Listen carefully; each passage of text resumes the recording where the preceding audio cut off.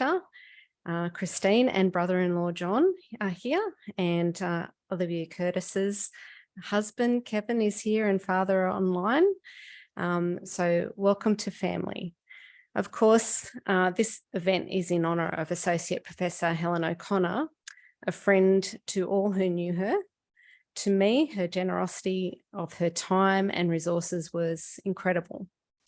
She attracted and created so many opportunities for others.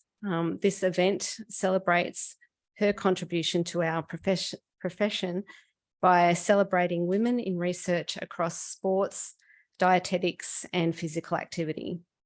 It involves colleagues who knew Helen, including previous students of Helen, showcasing the opportunity that she's provided to them. Helen was passionate about quality research, and our efforts here also aim to support ovarian cancer research. To date, we've raised around $7,000 over 4 drives in the past, and we hope to reach an overall goal of $10,000 today. So that means that we'd like to raise $3,000 in this particular drive, and you can see on the screen, thanks to the generosity of people who are in attendance and who might not have come, that we've so far raised 75% of that goal. So, and you'll have an opportunity to give too if you haven't already. You can see the QR code on the slide there, but there's also the QR code outside, as well as some badges that you might want to buy. So our program today reflects some areas of Helen's passion and people. Today we will have an ambassador of the Ovarian Cancer Research Foundation, Olivia Curtis, who will be speaking about her personal experience with ovarian cancer. Our keynote speaker, Associate Professor Kathryn Beck, a friend of and colleague of Helen's. And following that, we'll have some question time for Kathryn, then a short break, and then we'll have 3 short presentations. Dr. Helen Parker, a previous student of Helen's, she'll be presenting on dietary patterns in young women with obesity. Dr. Bin Nguyen presenting on physical activity in middle-aged women and health outcomes. And Professor Anne DeFazio from the Cancer Research Network at the University of Sydney presenting on ovarian cancer research. After those shorter presentations, we'll have a panel where you can answer more questions or ask more questions if you would like. And then following that, there'll be some networking. So just a little bit of housekeeping. If you are online, you can post your questions in the Q&A. And there is a Zoom chat if anyone who's online has any technical issues. You can also join us on Twitter. The Twitter handle is there. The Twitter handles are there on the screen. And the toilets are actually across the foyer and just towards the left. So first of all, I'd like to introduce our Ovarian Cancer Research Fund Ambassador, Olivia Curtis. Olivia is a graduate of the University of Sydney, and she's a 38-year-old mother of 3 from the Central Coast. In May 2020, Olivia was diagnosed with rare, low-grade serous ovarian cancer. She was found to have a 3-kilogram tumour, which was suspected to have been growing for more than 12 months. She had extensive surgery followed by chemotherapy, and in November 2020, her PET scan showed that there was no evidence of the disease. She's currently being treated for a recurrence. She's had 2 further surgeries and some more treatment, which has been unsuccessful. But thanks to the Innovate study, which Professor DeFazio will be speaking on later, Olivia was identified as a suitable candidate for a drug trial and appears to be responding favourably. Thankfully. Olivia is an ambassador for the Ovarian Cancer Research Foundation, a group that shines the light on ovarian cancer and raises much needed funds for ovarian cancer research. So I'd like to hand over to Olivia now.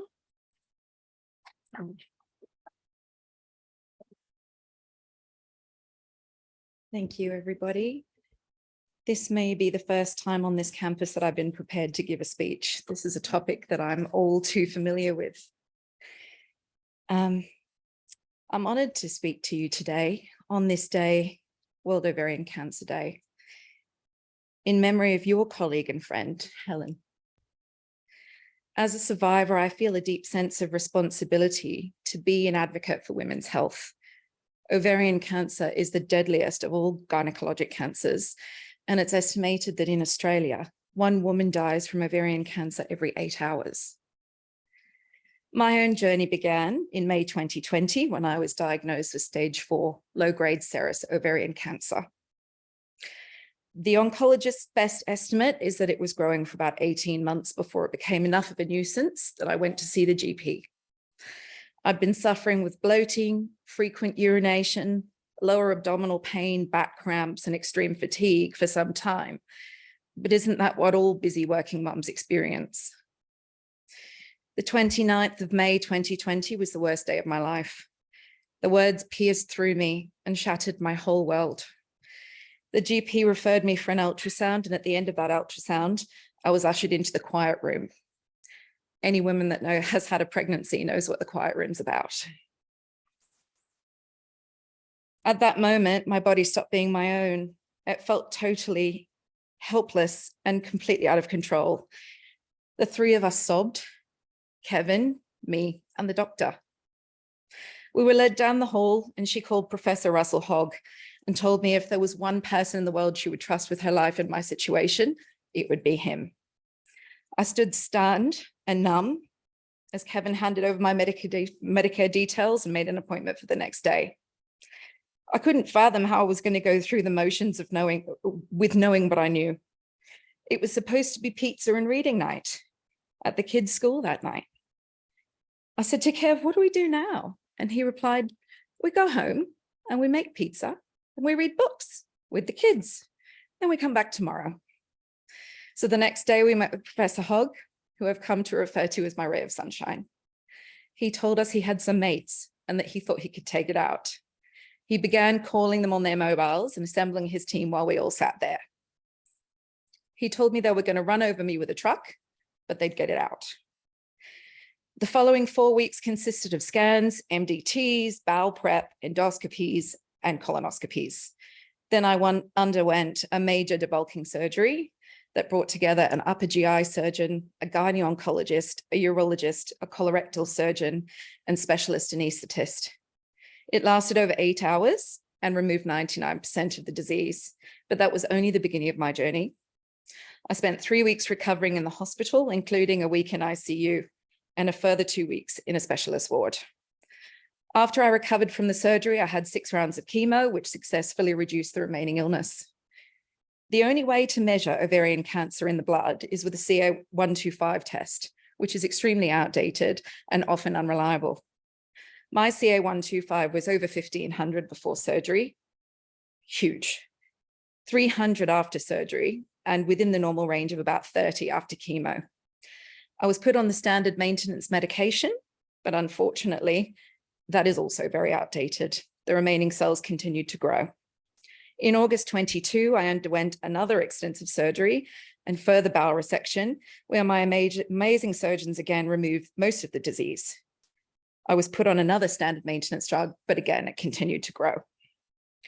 The standard treatment for ovarian cancer hasn't changed since the 90s, back when I was watching The Fresh Prince of Bel-Air and listening to Boys to Men. We desperately need to invest in research. There is no lack of clever heads, only money. I've directly benefited from ovarian cancer research, and we need to fund much, much more of it. My tumors were submitted to Innovate, and as a result of genetic testing, I was put forward as a candidate for a drug trial that's shown very promising results. I started the trial in February, and my numbers have come down by 40. It's the first time my numbers have not risen in 18 months. Innovate is led by Professor Anna DeFazio, who I believe is here today. Hello, Anna.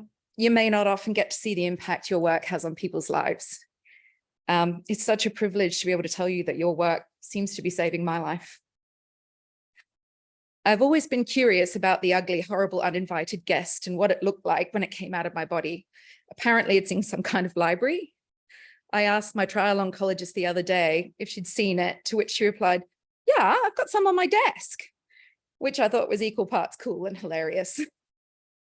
It's about that big in a test tube. My journey's been challenging, but I know that I'm one of the lucky ones. I've had access to some of the best medical care available in Australia, and I've been blessed with such a supportive family and community. Not all women are as fortunate as I am. It's unacceptable that we don't have a reliable early detection test for ovarian cancer, which would save so many lives. And I wouldn't have had to get to the point where I had 2 milk bottles on my ovaries. Some women go in for what they think is an exploratory surgery, because surgery is the only way that you can confirm ovarian cancer. That oftentimes they end up coming out of it and they've had a complete hysterectomy. Surely we can do better than that. This is why I'm proud to be a community ambassador for the Ovarian Cancer Research Foundation, spreading awareness of their cause to find an early detection test. You can help the OCRF by making a donation directly or participating in any of their community events, such as the Walk with Women, buying a witchery white shirt, or my favorite, Frocktober, where you get to wear a dress for every day of the month of October to raise awareness and funds for ovarian cancer research. As I finish, I'd like to say thank you to my heroes, the doctors that have taken me from being so incredibly unwell and gotten me to where I am now. I've never had a proper champagne moment because there was no definitive point where we could all say we did it, because we're all still working on it. So let's do it today.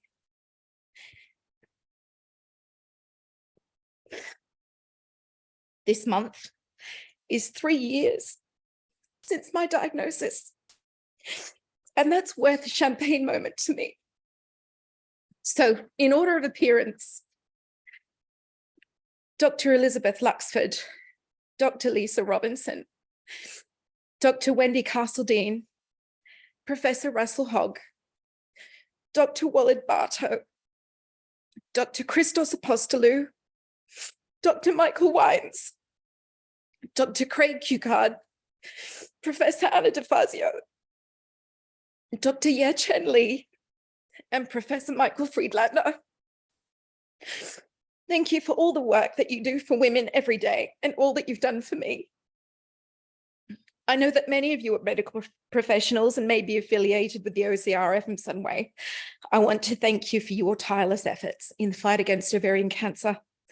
I also want to thank you for allowing me to speak here today and for giving a voice to all the women who are fighting ovarian cancer. To Helen and the women who have lost their lives to this disease, we honor you. And we will continue to fight for a future where no woman has to suffer from ovarian cancer. Thank you.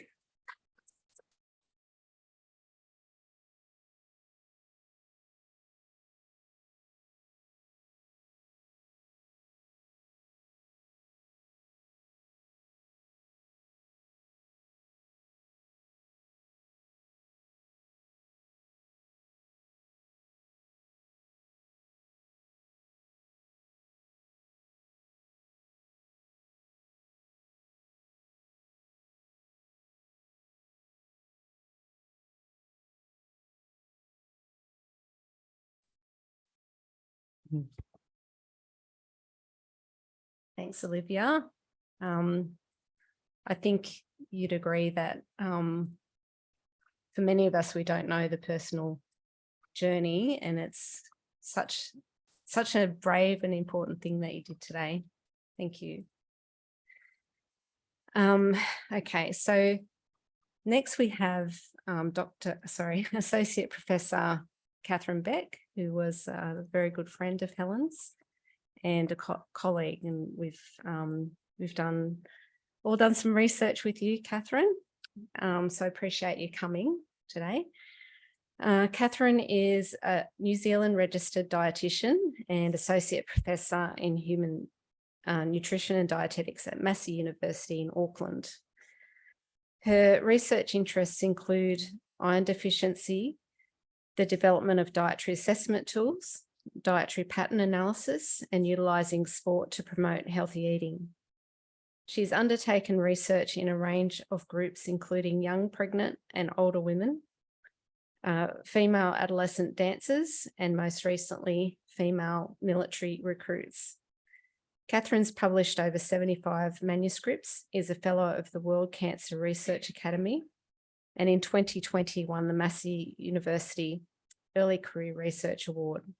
She's supervised or co-supervised over 50 PhD and Masters of Science students to completion, and most of those are women, and some of those were along with Helen as well. So let's welcome Kathryn.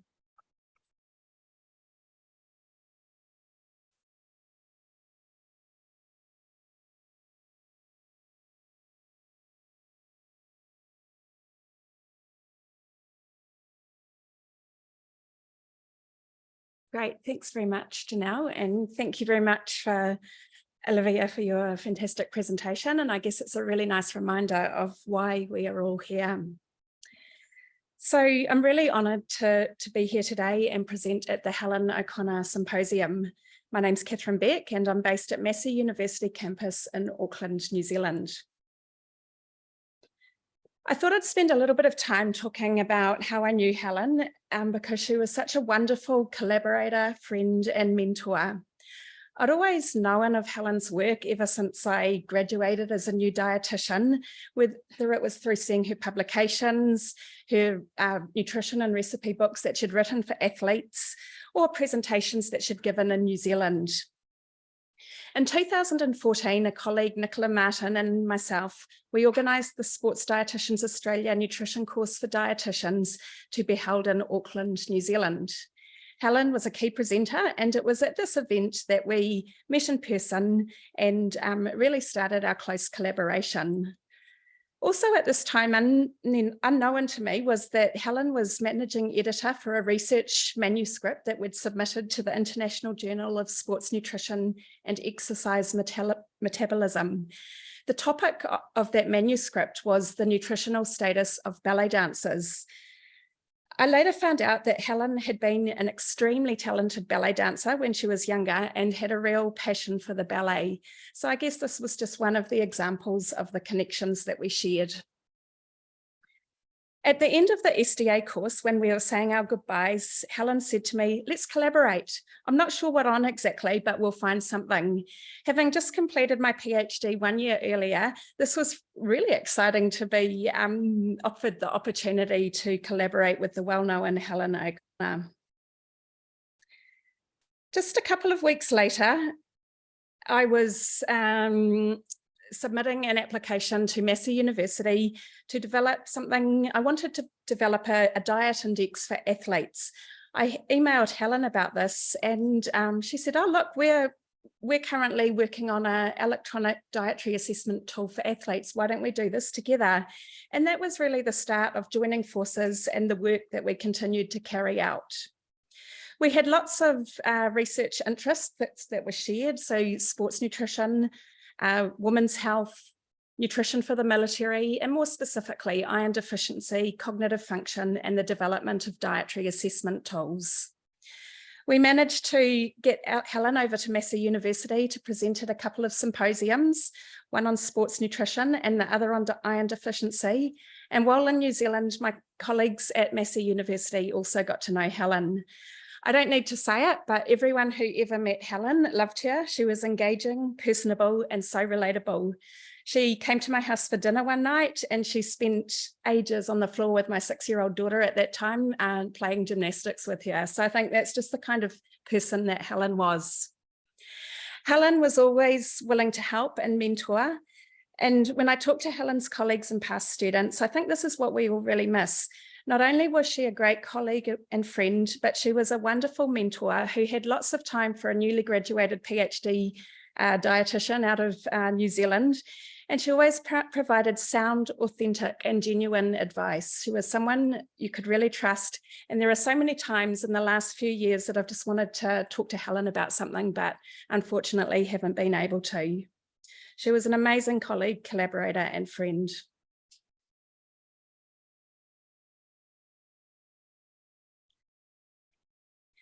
So most of the work Helen and I did together was on the Athlete Diet Index and PEAKS NQ, or the platform for evaluating athlete knowledge and sports nutrition questionnaire. Janelle, Ryan, and Louise Kapling have all presented on these tools in the past, so I won't spend much more time on these, but just to acknowledge this is where a lot of our work was carried out. What I will focus on today is some of our shared, or some of the research that we have done in young women in the military, female adolescent ballet dancers, as well as looking at the dietary patterns and differences between males and females. A lot of our work has been on iron, vitamin D status, and dietary pattern analysis in young women. So one of the earlier studies that we undertook was in a group of young women, a cross-sectional study to investigate iron status and determinants of iron status in young women aged 18 to 44 years of age. All had a blood test to measure their iron status, and we had 305 women who had good iron stores and 70 women who had suboptimal iron status. So they had a low serum ferritin of less than 20 and either a normal or a low hemoglobin, indicating anemia. These women all completed a validated iron food frequency questionnaire, and from that we used principal component analysis to determine dietary patterns, of which we determined 7 different dietary patterns that women followed. One was refined carbohydrate and fat, the other was Asian, healthy, meat and vegetables, a tea and coffee dietary pattern, bread and crackers, and milk and yogurt.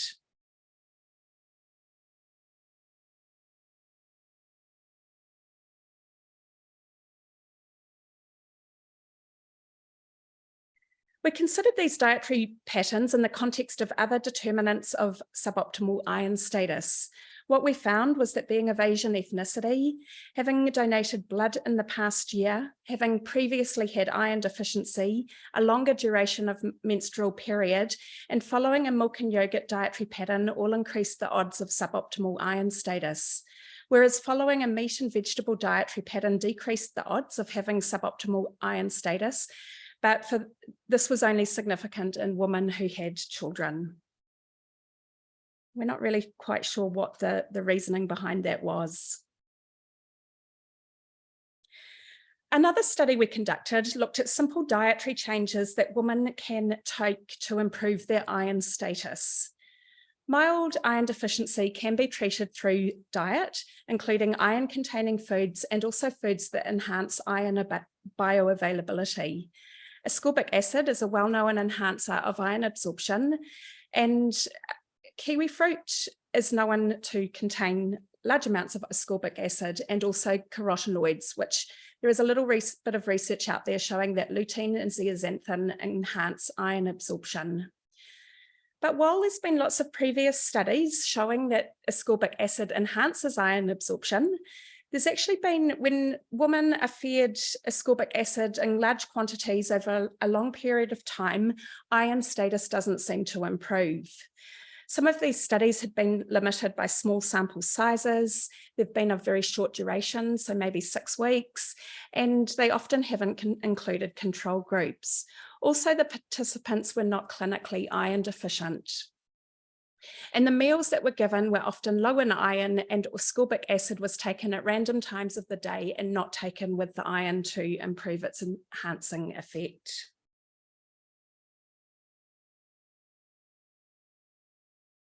So we undertook a randomized control trial to determine the effect of consuming an iron-fortified breakfast cereal and kiwi fruit on iron status in young women with depleted iron stores. We screened over 626 healthy women to find those that had a serum ferritin level, or a measure of their iron stores, of less than or equal to 25 micrograms per litre, and a normal hemoglobin. So they weren't yet at that anemic stage. We then undertook a series of baseline measures to measure iron status, as well as ascorbic acid levels in the blood. And for 16 weeks, these women all ate an iron fortified breakfast cereal with either 2 gold kiwi fruit or a banana. And then at the end, we measured their iron status again. We had very strict inclusion criteria, including no blood donation during the study and not being able to take iron, vitamin C or calcium supplements during or 3 months prior to taking part in the study. And we collected a range of data regarding their dietary intake, blood loss, compliance diaries, and so on. Now, this just provides a little bit more detail about the meals that we gave the woman. So you can see here, all women were given 65 grams of breakfast cereal, and this was given to the woman in little packets. So they went home after their initial blood tests with a big box of cereal. You can see in the previous slides, we had boxes and boxes and boxes of breakfast cereal that were delivered to us. And each of those cereal packets was made up to include 16 milligrams of iron as ferrous sulfate. And this was encapsulated mainly because the types of iron that you add to food tend to be the ones that are well absorbed and bioavailable that women can absorb. They do tend to go rancid quite quickly. So we had to encapsulate them. The women were also asked to and provided with milk. So they had measuring jugs to measure out 150 mils of milk for each meal.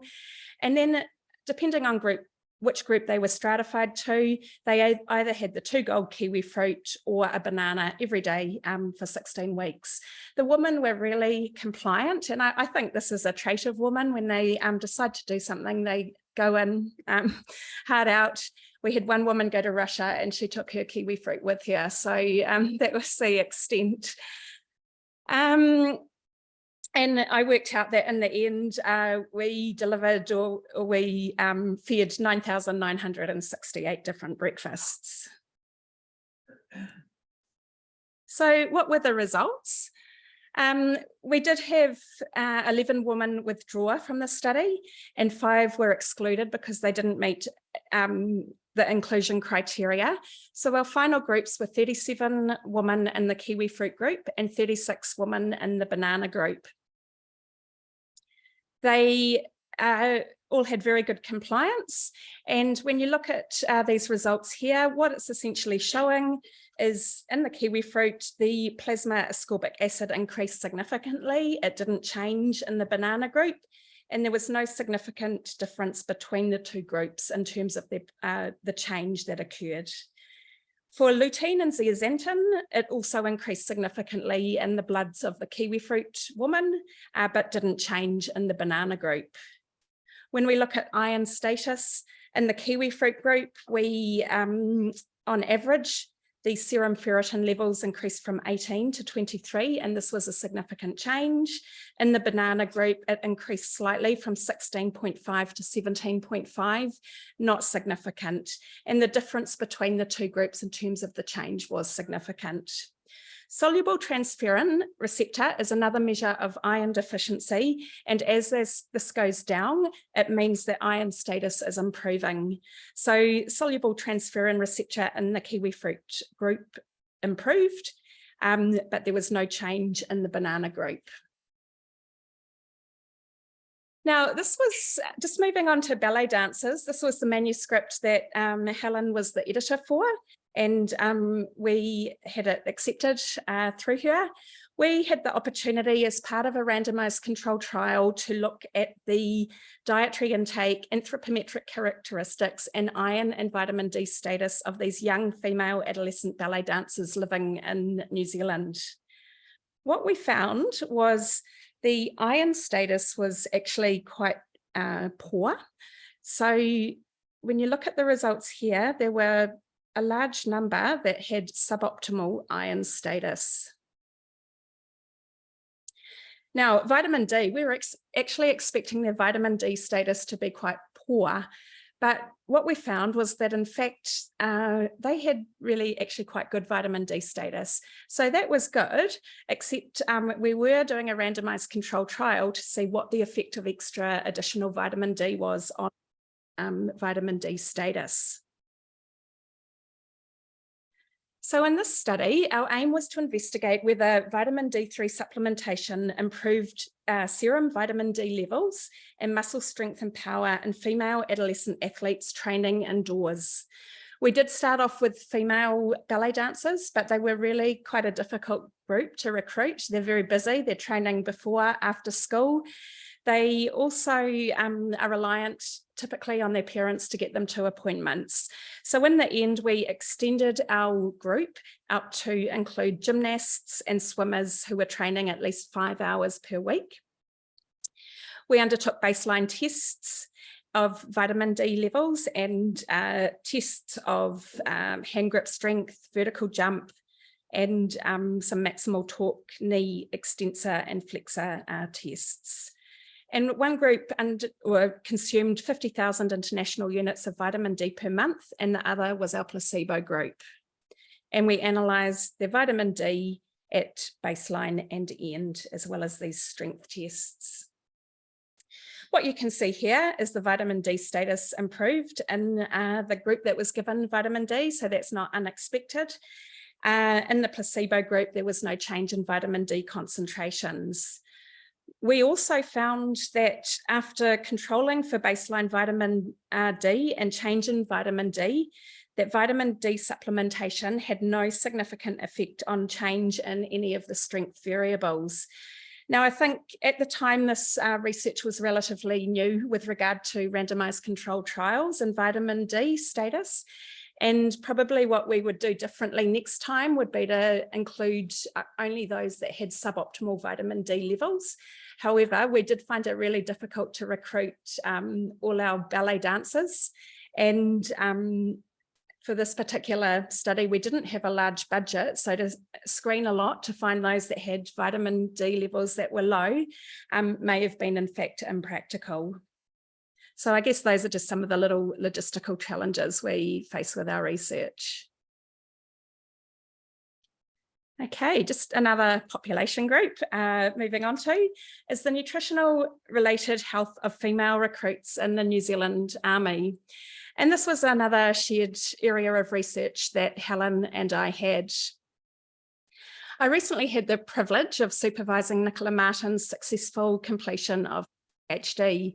Nicola is a major in the New Zealand Defence Force and was able to undertake her PhD as part of her work. Now, in New Zealand, all military recruits undertake 16 weeks of basic combat training. They do this at the Waiouru military camp, which is in the central North Island below Lake Taupo. It's very harsh conditions at 792 metres above sea level. Basic training is really physically demanding and quite different to some of the lifestyles that these women were leading before engaging in this basic training. The highly structured nature of basic training provides a standardized environment for variables such as sedentary behavior, sleep, social connection, access to healthcare, dietary intake, sun exposure, and clothing coverage. It's well known that female recruits have physiological disadvantages in comparison to males, which contribute to lower aerobic fitness and higher risk of musculoskeletal injuries. And there's a real drive in New Zealand to recruit females into the New Zealand Army. Nutrition-related health issues include iron and vitamin D status, dietary intake, and body composition, all which should be optimal to support their optimal training.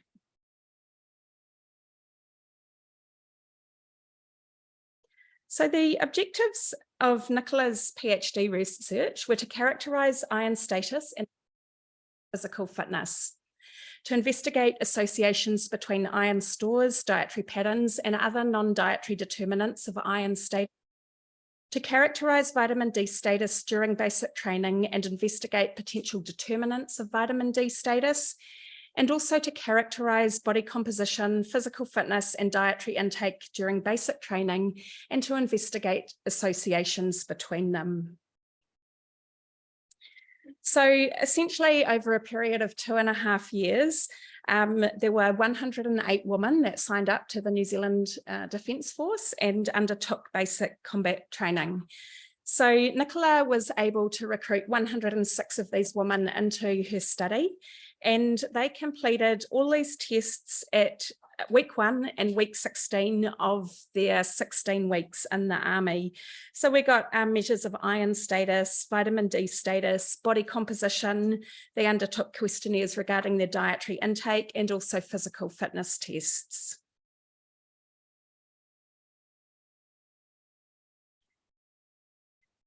What did we find?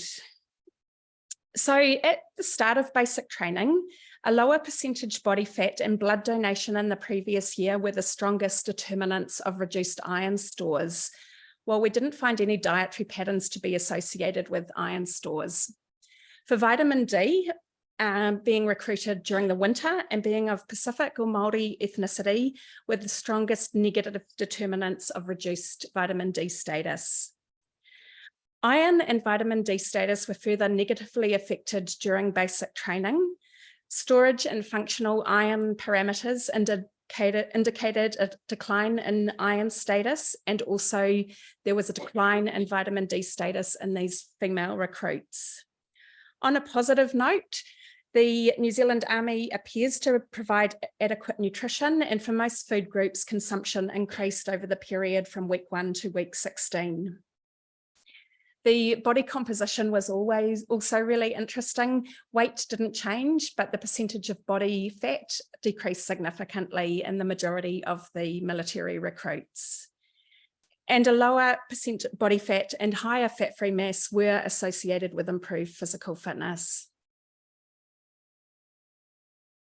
This chart here basically just shows a little bit more detail as to what was happening with the iron levels. So we can see here the mean serum ferritin at baseline was 56, but this decreased to 38 at the end of basic combat training, and soluble transferrin receptor increased significantly, indicating poorer tissue iron deficiency. There was also a negative association between transferrin saturation and the time taken to complete a 2.4 kilometre run, and a positive association between soluble transferrin receptor. So the higher that was, the worse the iron deficiency, and the longer it took women to undertake the 2.4 kilometre run. So Nicola's put together some recommendations, and the great news is that a lot of these recommendations have been able to be implemented in the New Zealand Defence Force. So all women now are clinically screened for iron and vitamin D status during the recruiting phase and provided with supplementation if necessary. There's the opportunity to provide lifestyle education during the recruiting phase regarding the maintenance of iron status during training. And there's also a need to provide nutrition education during both the recruiting phase and during basic training in order to ensure optimal nutrition for these recruits. Okay, so I'm now going to move on to one of my research areas, which is around dietary patterns.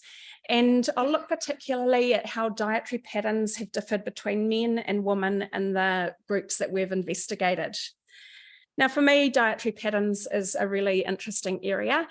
Dietary patterns represent the quantities, proportions, variety, or combinations of different foods, drinks, and nutrients in diets, and the frequency with which they are habitually consumed. Traditionally, in nutrition research, we have tended to focus on a reductionist approach by investigating individual nutrients. So, for example, asking questions like, does vitamin C improve iron status? Or does meat improve iron status? However, this approach has several limitations. People don't eat foods and nutrients in isolations. We eat meals and snacks and combinations of foods. An individual's health is the sum of the total diet. It's not the independent effects of isolated foods and nutrients. So having 10 broccoli is not going to improve particular health outcomes, as an example. The effect of single nutrients might be too small to detect. The analysis of several nutrients or foods can produce statistically significant results by chance. There's also a high correlation among the nutrients in some foods, so it makes it really difficult to investigate their individual effects. So for example, calcium and phosphorus tend to come as a package in milk-based products. There's also lots of good things in foods, which we probably have not yet discovered all of these good things. So we might be isolating and focusing on nutrients at the exclusion of other more important factors. And finally, single nutrient analysis may be confounded by the effects of dietary patterns. So for example, is it the vitamin C or is it the high fruit and vegetable intake of a person that makes a difference in their health outcomes? So when we look at nutrition, we can look at the single nutrient like vitamin C. We can look at a food like an orange. We can look at food groups like fruit and vegetables, or we can consider the overall dietary pattern. And I've just highlighted a Japanese dietary pattern and also the Mediterranean dietary pattern, which I'm sure you've all heard about. In terms of where research is heading in these areas, people are starting to look at eating occasions and the timing of food intake. And I think Helen's going to talk a little bit on this, where food is being consumed, and also the diversity of foods in the diet. So there's different approaches for identifying dietary patterns. And one of the most common approaches is defined by the researcher, or it's hypothesis driven. So this is the case where there's an index or score. So one of the things we worked on with Helen was the athlete diet index. So athletes get a score depending on how well they adhere to a certain criteria. There's also a data-driven or exploratory approach, and commonly this is done using principal component analysis or cluster analysis, or a combination of techniques might be used, guided by the literature and the theory, but also using the data. And reduced rank regression is such an approach here. So we took the opportunity to look at dietary patterns and socio-demographic factors in adult New Zealanders. And this was an analysis of data from the 2008-2009 New Zealand Adult Nutrition Survey. This, by the way, was our last National Nutrition Survey in New Zealand. So the data is really old, and we're hoping that there will be another National Nutrition Survey coming up, but I think things are a lot better in Australia in that regard. So our aim was to investigate dietary patterns and associations with socio-demographic factors in adult New Zealanders. So we had data from 4,600 adults aged 15 years of over. This included 24-hour diet recalls. We grouped the foods into 54 categories and undertook principal component analysis to find 2 dietary patterns. We then used multivariate analysis to investigate associations between the dietary patterns and socio-demographic data. So the 2 dietary patterns that we found were a healthy dietary pattern, and this was characterised by foods such as breakfast cereal, low-fat milk, yogurt, bananas, apples, a grouping of all other fruit, and tea. Consumers of this particular dietary pattern had low intakes of pies and pastries, potato chips, white bread, takeaway foods, soft drinks, and beer and wine. And this was positively associated with being older, being female, being New Zealand, European, or other ethnicity, as opposed to Māori or Pacific Island ethnicity, and having a secondary school education. It was inversely associated with smoking, food insecurity, deprivation, body mass index, and waist circumference. The other dietary pattern that we determined was a traditional, or kind of like a meat and vegetable dietary pattern.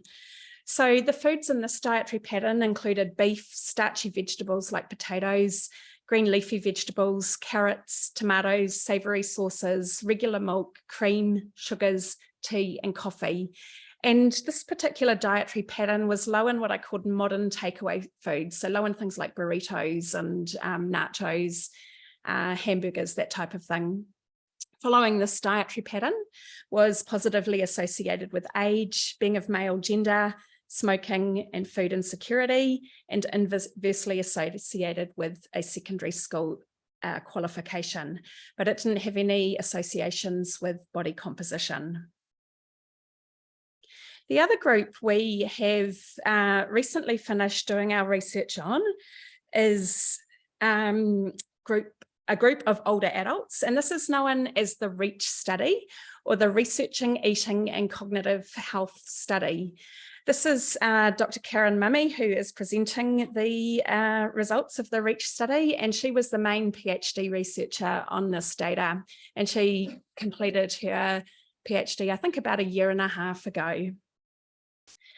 So our rationale behind this study was globally our population is aging, the prevalence of cognitive decline, metabolic syndrome and cancer is increasing, and part of this is to do with this aging population. We can determine dietary patterns in different ways using the statistical methods or using methods such as an index, and in this case we used the World Cancer Research Fund index on their cancer prevention recommendations to determine the dietary patterns.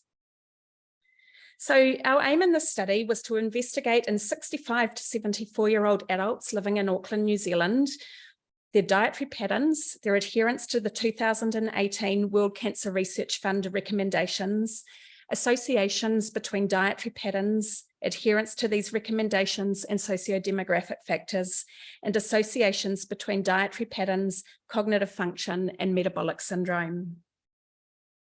This was a cross-sectional study of 370 community dwelling participants aged 65 to 74 years of age, and we collected data over the course of the year where all participants would come into Massey University for about a 4-hour session. They completed health and demographic questionnaires, food frequency questionnaires, a physical activity questionnaire, anthropometric measures. We did a genetic measure of ApoE, blood pressure measures. For metabolic syndrome, we had measures of blood pressure, triglycerides, their cholesterol, blood glucose, and waist circumference. We also undertook cognitive function tests with these participants, and that was quite an extensive range of testing using Compass software. Dietary patterns were determined using principal component analysis, and we also looked at adherence to those World Cancer Research. So just briefly, these are the World Cancer Research Fund recommendations. Oops, sorry. And you can see they have 10 recommendations, but not all the recommendations applied to this group. So for example, for mothers, breastfeed your baby if you can. So for these older adults, that wasn't a relevant recommendation. Scoring for this is based on adherence to these recommendations, and each recommendation is scored out of 1, whether the recommendation was met or not. And the final score was out of 7.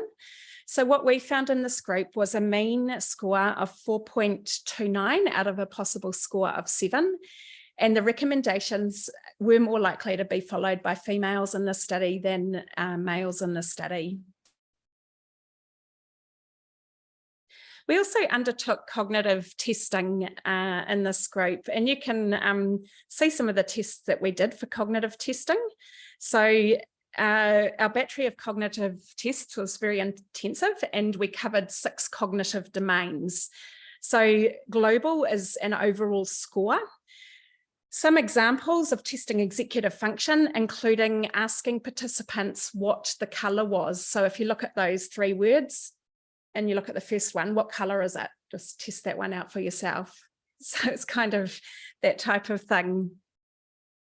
Location learning was remembering where in this grid each of those objects were. And then there were other things like episodic memory, measured word and picture recall. So we would read out a list of these words: church, velvet, red face, daisy. and participants would repeat that back to us. And then at the end of the session, we would ask them to repeat those words back to us. And it's quite stressful doing these cognitive tests. It's not always enjoyable. So in this study, what did we find? With our dietary patterns, we determined 3 dietary patterns. One was Mediterranean. And what you can see in this graph, it looks a bit messy, but you can see the blue line represents the Mediterranean dietary pattern. So when you look, the further this line goes out to the edge, that is more representative of the pattern. So the Mediterranean diet had things like tomatoes, range of vegetables, fruits, water, fish, oily fish, nuts and seeds, etc. There was also a prudent pattern, which is in the yellow, and this included things like legumes, whole grains, and soy-based products. And our other dietary pattern was the Western dietary pattern. So this is in the grey. This included things like processed meat, red meat, sauces, cakes, chocolate, confectionery, cheese, etc. Now, who was following what type of dietary pattern? So you can see from this chart here, for the Mediterranean dietary pattern, females, those who were university educated, and those who were physically active were much more likely to follow the Mediterranean dietary pattern. With the Western dietary pattern, those most likely to be following this type of pattern were male, secondary educated as opposed to university educated, living with others, and having a high alcohol intake.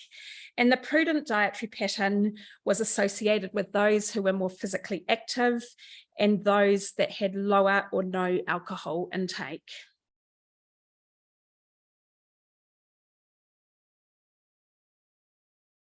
Okay, so cognition, this was actually the main outcome of the study. And what we found with cognition were some of the findings were as we expected. So higher education was associated with better cognition. Cognition declined with age, and being female also had a positive association with cognition. So again, I guess that's great for the females in the room. There were smaller but significant associations with energy intake. So a lower intake of energy was associated with better cognitive function. And also the ApoE genotype, having the ApoE genotype was associated with decreased cognition. But unfortunately, we didn't find any association between our dietary patterns and cognitive function. When we looked at metabolic syndrome, there was no association between the Mediterranean style dietary pattern or the prudent dietary pattern, but the Western dietary pattern was associated with increased odds of having metabolic syndrome. For all of these dietary factors, we controlled for a number of factors, including age, energy intake, physical activity, and so on. So with the REACH study, we've also taken the opportunity to look at other aspects of dietary intake. And in recent years, there's been a lot of research, both in sporting populations, but also in the older adult population, indicating that it's best to have protein intake distributed across the day as opposed to all at one meal. So this research was undertaken by Anne Heil, who recently passed her PhD oral examination.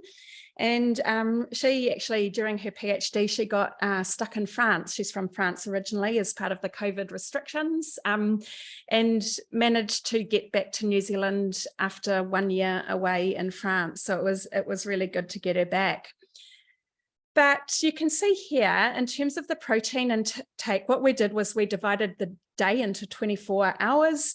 And you can see in this diagram where the protein intake is coming. So this is breakfast time, this is lunchtime, and most of our evening meal is the contributor of protein intake. And just in this diagram here, essentially this just shows protein in grams per kg per meal. So it's all adjusted for weight, but there was no real significant difference between the males and the females. The patterns were similar across each group. So I guess just in a brief summary, there are a number of factors that influence iron status. We found kiwi fruit and an iron-fortified breakfast cereal improved iron status in women who had low iron stores. Female adolescent ballet dancers were more likely to have iron deficiency than vitamin D deficiency. And we found that there's insufficient evidence to support vitamin D supplementation for athletes who were already vitamin D sufficient. There are several factors that negatively impact iron and vitamin D status of female military recruits, both at the commencement and during basic training. In New Zealand adults, females were more likely to follow a healthy dietary pattern and males were more likely to follow a traditional dietary pattern. We found in older adults 3 dietary patterns, so the Mediterranean, which was more common in women, a prudent and a Western dietary pattern, which was more common in males.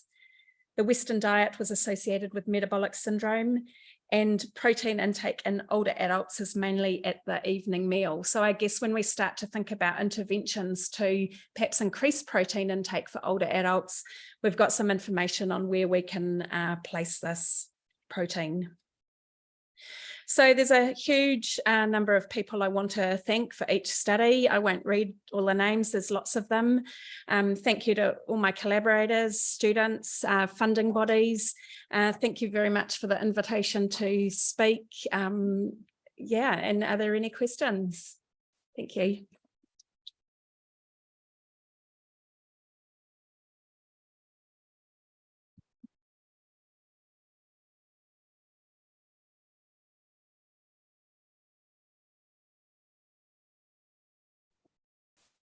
Okay. So do we have any questions from the audience? Chimoy.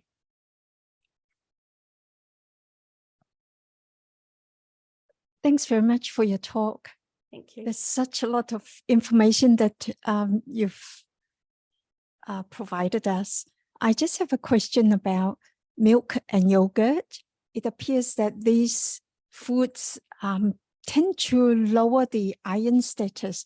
I wonder if you could expand on that, please. Yeah, so that's always an interesting finding. The studies that have been done globally do find that milk and dairy foods and calcium tends to decrease iron absorption.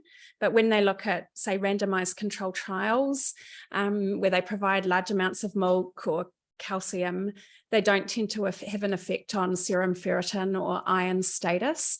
I think what we did was we looked at milk and yogurt intake as an overall part of the diet, but we didn't kind of factor in when people were consuming the milk and yogurt.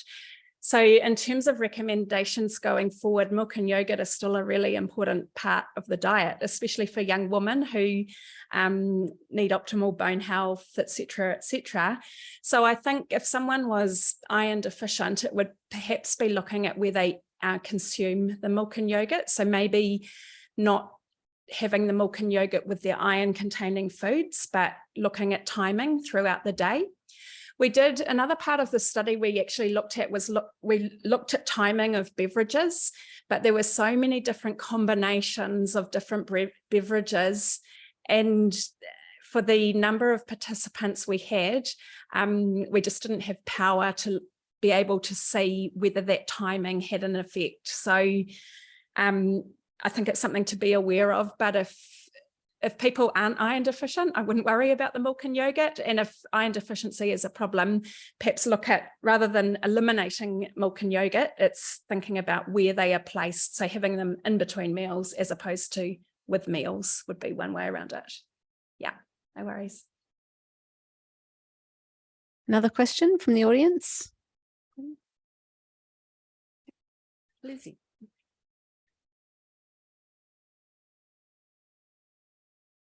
Thanks, Janelle.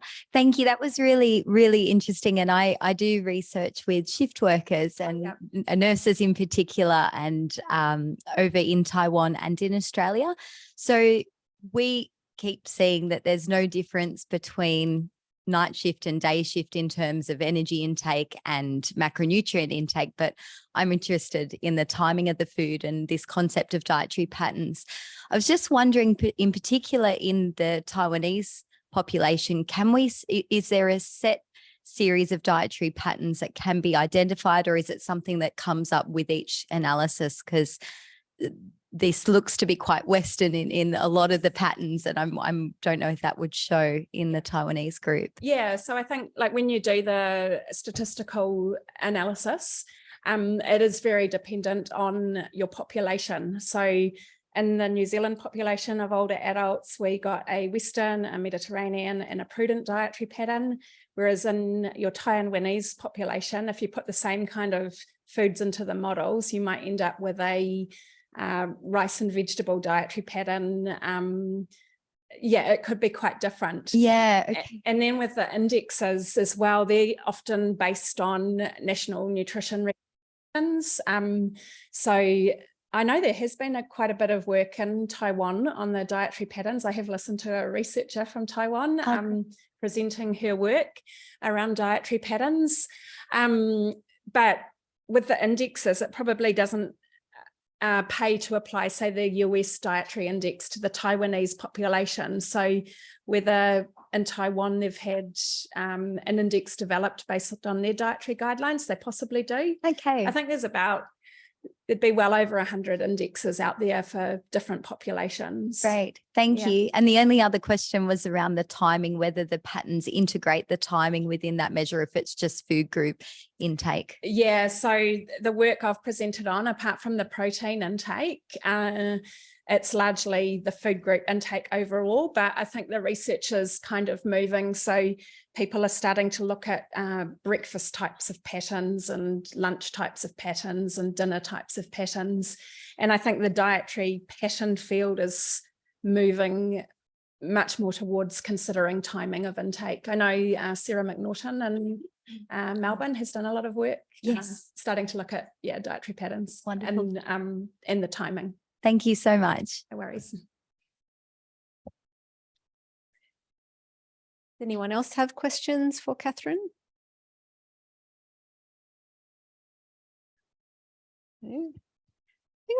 I'll just follow on from Lizzie's question, if that's okay.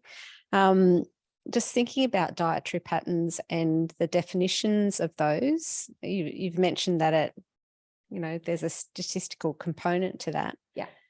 How do you decide that this is a Western diet and this is this is a prudent diet and this is another diet? And can you compare across different studies? Because a lot of them use that term, Western prudent. Yeah, that's a good question. A lot of the decisions that you do make when you're doing the statistical approach to the dietary patterns are quite subjective, and that even includes what you name the dietary patterns. So, for example, we had a dietary pattern, which I named an Asian dietary pattern, and as it turned out, the majority of people following that diet in our study were of Asian ethnicity, but it could have just as easily been labelled a salad dietary pattern, because it was, apart from the rice, it was things like capsicum, tomatoes, oils, that type of thing.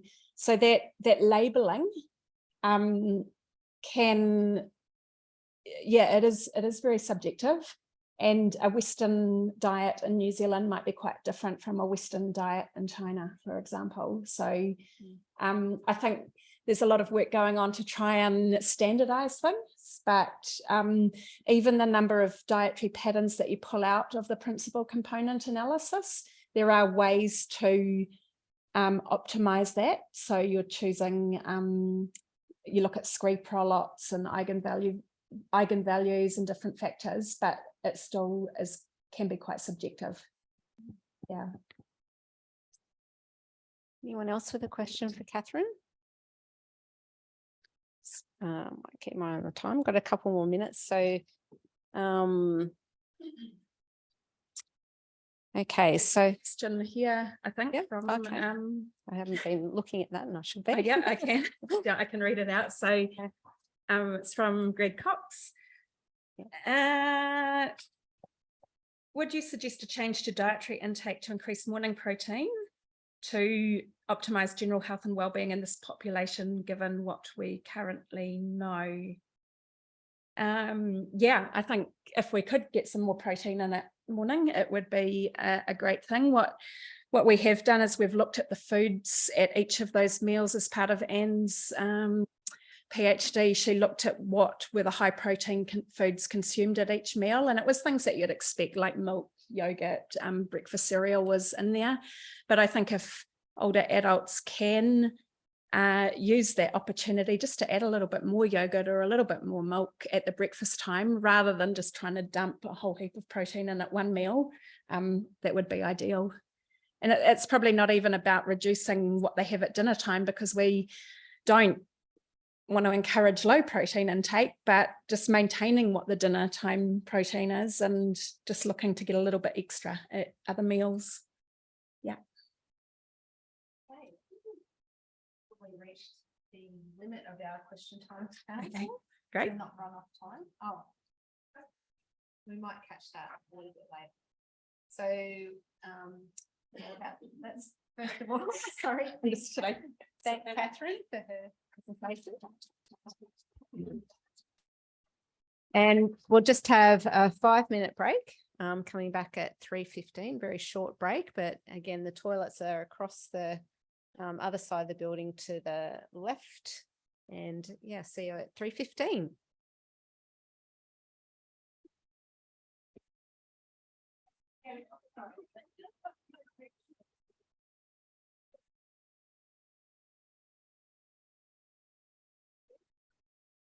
Yeah, jump back on the USB, please. Yeah.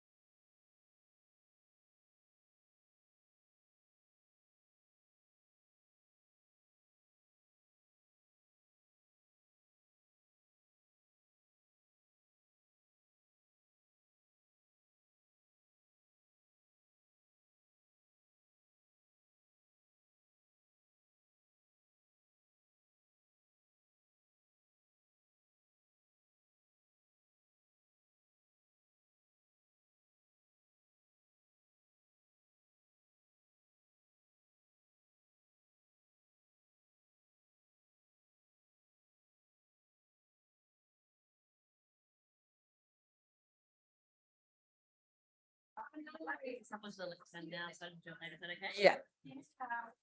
All right, I'll let everyone outside go. All right.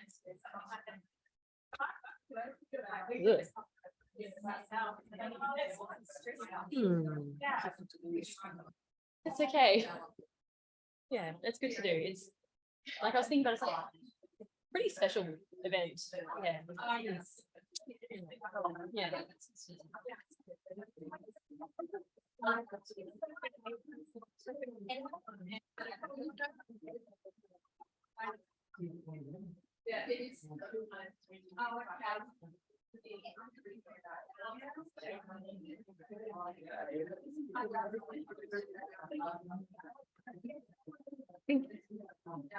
I think Isabel's outside. Isabel? Oh, there she is. Oh.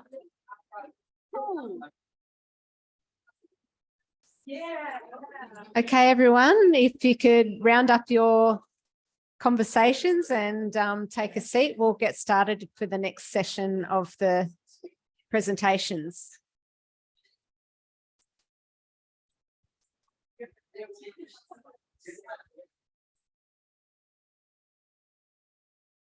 Okay, so in this part of the symposium, we're going to be having 3 shorter presentations, and this time we'll have questions at the end as a panel. Our first speaker is Dr. Helen Parker. She's an accredited practicing dietitian working here at the University of Sydney in the discipline of exercise and sports science. Her work focuses on nutrition and behaviour change for the management of chronic disease, and her current research projects include the use of alternative delivery models for behaviour change, like apps for secondary prevention of cardiovascular disease, and targeting body dissatisfaction in group psychology settings for the management of obesity in young women. Helen's also currently working towards a precision medicine approach to omega-3 polyunsaturated fatty acids, supplementation for management of chronic disease. But today she's presenting on dietary patterns in young women with obesity. So let's welcome Helen.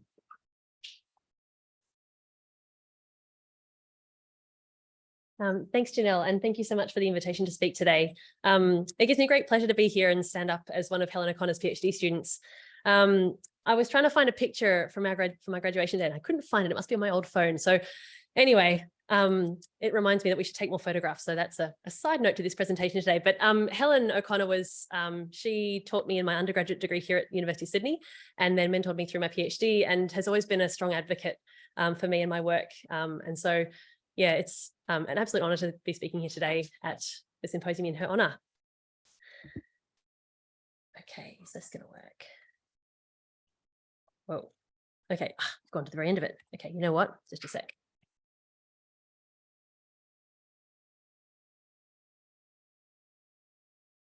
Okay, so young adulthood is a challenging time. While many of us here appear to have come through relatively unscathed, you can appreciate that it's a time of rapid change in life. So young adults at a time of life when they go out into the world, they leave the family home, they learn how to provide for themselves in terms of financial provision, house over their heads, as well as purchasing and preparing food for themselves without a lot of guidance from their parents anymore. They spend their time working or studying or both, in addition to all these social things, social engagements that are characteristic of this life stage. In addition, young people seem to be particularly susceptible to media and social pressures and ideals, including body shape ideals and the pressure to be a specific body weight.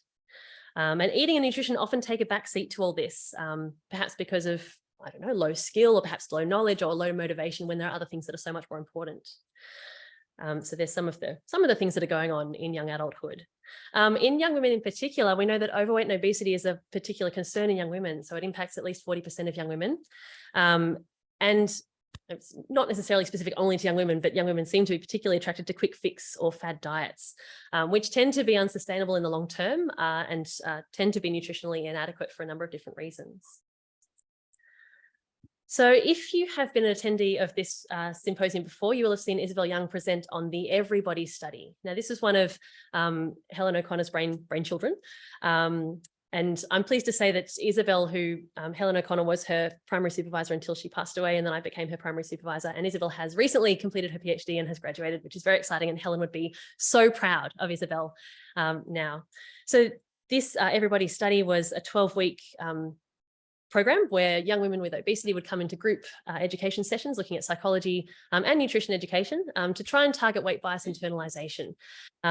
The idea behind this, that if one could target and improve weight bias internalization, then perhaps this would lead to behavior change, in that there would be less of the self-sabotage behavior that is quite common, and yo-yo dieting that's quite common in people who are trying to manage their body weight, particularly young women, leading to more sustainable weight management and potentially lead to weight loss as feelings of self-worth, and therefore activities of self-care become more prominent and more practiced among the young women.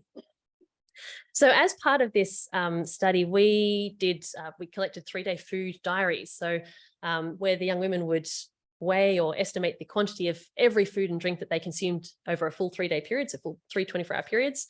And they would report that back, and we'd analyze that using our food analysis software. And so essentially we can get a nice record of everything that they eat and when they eat it. And so you can weigh the food or beverages, you can estimate them. But essentially this part of the talk is going to show you some of those results from that particular study. And we've just recently published that paper. So it's quite a nice thing to see now. So when we're thinking about dietary patterns, as Kathryn mentioned, we're thinking not just about the types of foods that you eat, but also when do you eat those foods. And so think about your own dietary patterns. So think, what time do you wake up in the morning? What time do you have breakfast? Or do you start with just a coffee and then move on? That sort of thing. So put yourself in that sort of mindset as to how we're approaching these food diaries right now.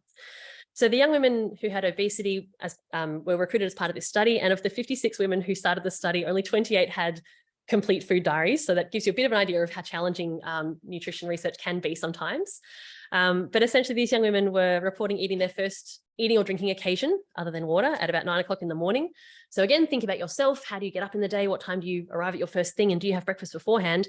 And they were reporting their last eating occasion at about 8 o'clock or quarter to 9 at night. However, some of the eating occasions were as early as 4:30 a.m. And some were as late as 2 o'clock in the morning. So quite a broad spectrum of potential timing of eating behaviors. The average eating window was 11.5 hours. But that could be longer or shorter depending on what they're reporting. And the number of eating occasions per day were about 5. Overall total energy intake was just over 9,000 kilojoules. So if you're looking for a weight loss kind of diet, you'd cut that back quite a bit. And looking at how the macronutrient composition of these diets. So proportion of total energy intake that was provided by fat was about 36%. So that's well over our dietary guidelines, of which saturated fat was just under 20% of total energy intake, which again is quite above the dietary guidelines that we have. Carbohydrate is around 40% and protein about 19.5%. What's really key with this one here is the discretionary items, which are not a macronutrient per se, but they're a really important provider of lower quality macronutrients like fat and refined carbohydrates, and they provided just under 40% of total energy intake was provided by discretionary foods. So with regards to some of the different food groups and some of the different nutrients that are of particular interest in young women, so you may know that we're recommended to have at least 2 serves of fruit a day and 5 serves of vegetables per day. So these young women were reporting diets were sort of approaching there at times. But as you can see, there's a fair bit of range there. So there were some young women who weren't reporting much fruit or veg intake at all. Dairy is of particular importance to young women as they're developing their bone mineral density that will support them through the rest of their lives. And so the fact that they were eating under the requirements was of some concern. In terms of serves of whole grains, they're having about 6 serves a day. However, about 30% of those serves were, only 30% were whole grains. And so our recommendations, of course, are to have more whole grains and less refined grains. However, these young women were a diet high in refined grains. And takeaway meals, there's quite a range. So from 0 to 3 takeaway meals per day. So think about a whole meal. So you might go out for dinner, or you might have a takeaway meal for lunch. But some of these diets were composed of 3 main meals that were takeaway food each day. So again, there were some that were 0, but there's quite a range there of potential targets for nutritional interventions. And I'm going to focus on iron and calcium. So only 2 participants met the RDI, or the recommended dietary intake for iron. So for young women, that's 18 milligrams a day. but over 80% met the EAR. So that's the requirement that'll satisfy about half of the population. So there's a bit of a way to go in terms of iron intake in these young women. And for calcium, only 7 participants met the RDI of 1,000 milligrams a day, and just under half met the EAR. So again, calcium is a nutrient of interest, which when we're thinking about food groups and things, that's that dairy and yogurt group that Kathryn was talking about earlier. Oh, here we go. I had some animations, sorry. Okay, focusing on those. All right, done. So this is one of those really interesting figures. It's called a violin plot. And what it does is it shows us when a lot of that energy is being consumed on average in the day. So you can see the box plot in the middle. So that dark line in the middle of each bulbous section, that's the mean intake. So the median intake, the dashed line is the mean intake. And you can see how far that extends in some of the people who are reporting their energy intake in this study. So you can see it sort of is quite energy dense in the evening. So a lot of people in our current society have a large evening meal. And that might be due to a number of different things. It might be it's just you've got more time in the evening to spend time creating your food and cooking it and, you know, having that social engagement that often comes with dinner. But it's also quite, it could be one of those energy dense meals. And there's a note on discretionary foods later on in these slides that I'll just deliver it now anyway. Those evening meals that were, there were some evening meals entirely comprised of discretionary foods. And so that may be contributing to the higher energy intake in the evening. And this is where it's split up in weekend versus weekday eating. And what I find is really interesting that in the weekends, they reported finishing their eating a little bit earlier than on weekdays. And so a lot of these young women were in tertiary education at the time. And so you might remember back to your tertiary education days where you might be up late at night, studying, writing your assignments, and perhaps having a couple of snacks on the side as well. But I would have also thought, but perhaps this was a COVID thing, that I would have thought that weekends would also be a time when you're out late at night and, you know, consuming beverages of any sort with your friends. But perhaps this wasn't the case for these young women. And a lot of the young women actually reported not consuming alcohol at all. Yeah, so I find all that quite interesting. Some other notes on the data that we have here. So alcohol consumers reported higher discretionary food intake than non-consumers. So 8 serves of discretionary foods per day compared to non-alcohol consumers. And that was excluding the alcohol itself, which is, of course, a discretionary item.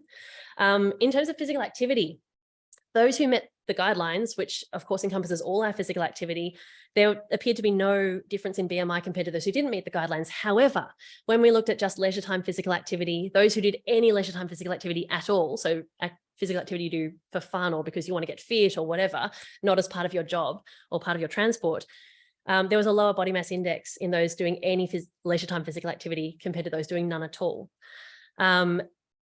And the most, in terms of discretionary items, the most energy dense ones were consumed at dinner, and the most frequently consumed, regardless of serving size or portion size, were small sweet baked goods, chocolate, processed meats, and hot chips or deep fried foods. So just a bit more on sort of meal timing or chrononutrition. And this is a really emerging field that's got a lot of different tentacles, for want of a better word. We also did a systematic review, and it was kind of at the same time as doing the Everybody study, but this review was looking at whether early weighting or late weighting your kilojoule intake or your energy intake made a difference to your weight management. So this is one of Isabel's pieces from her thesis. So I've just presented some of it here, which again was published late last year or early this year, which is lovely. So we're looking at randomized controlled trials because the previous work was just looking at anything they could find. And so although these aren't in young women, and like Kathryn mentioned, a lot of the easier recruitment happens in middle-aged and older adults, it still is quite instructive for what influence it can have on weight management. So all of these studies were looking at an energy-reduced diet. So they were all looking for weight loss, all looking to achieve weight loss. And they were all looking at whether you weighted your energy intake earlier in the day. So perhaps your lunch was the bigger meal compared to your dinner being the bigger meal. And so the difference was statistically significant, although only just. So I think there's a lot more work that can happen here, but it seems that earlier weighting your energy intake may have a benefit in terms of weight loss. And the last thing is where to next. And so there's, we're going to do an RCT on earlier weighting or late weighting of energy intake in partnership with Light and Easy. COVID has delayed that considerably. So did mat leave. But anyway, that's one of the next steps that we'll do. But also every time I speak to Isabel and a lot of other people in nutrition, I get so enthused with all these different ideas. And there's just some of them there about exploring much further some of the dietary patterns that we see in young women, whether it's the absence of night eating or the presence of earlier weighting of kilojoule intake that actually manages body weight better. We're yet to find that out. But I'd like to just say thank you very much to Helen O'Connor and to everyone here, and to Isabel, who's done a lot of this fantastic work. And thank you for listening today.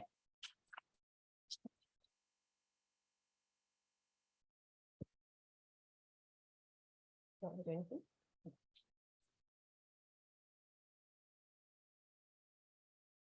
Thank you, Helen. So just a reminder, we're not taking questions right now. We'll wait till the end where we'll have a panel where you can ask all the speakers a question if you like. Our next speaker, and did I say thank you? Anyway, thank you. Thank you, Helen. Our next speaker is Dr. Bin Nguyen.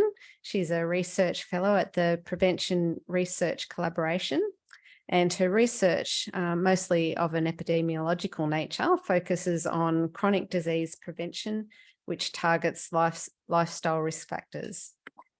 She's passionate about pursuing research that improves population health, including contributing to gender-specific evidence for cardiovascular disease prevention.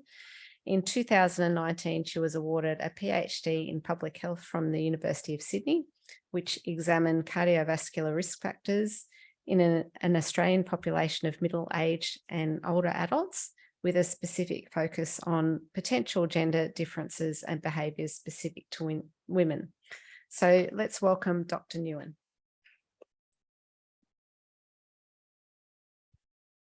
Thank you very much for the introduction and for having me today. I'm very honored as well to be part of this symposium. So today I'd like to present some findings in relation to a cohort of Australian women, specifically examining longitudinal patterns of physical activity in middle age and health-related outcomes.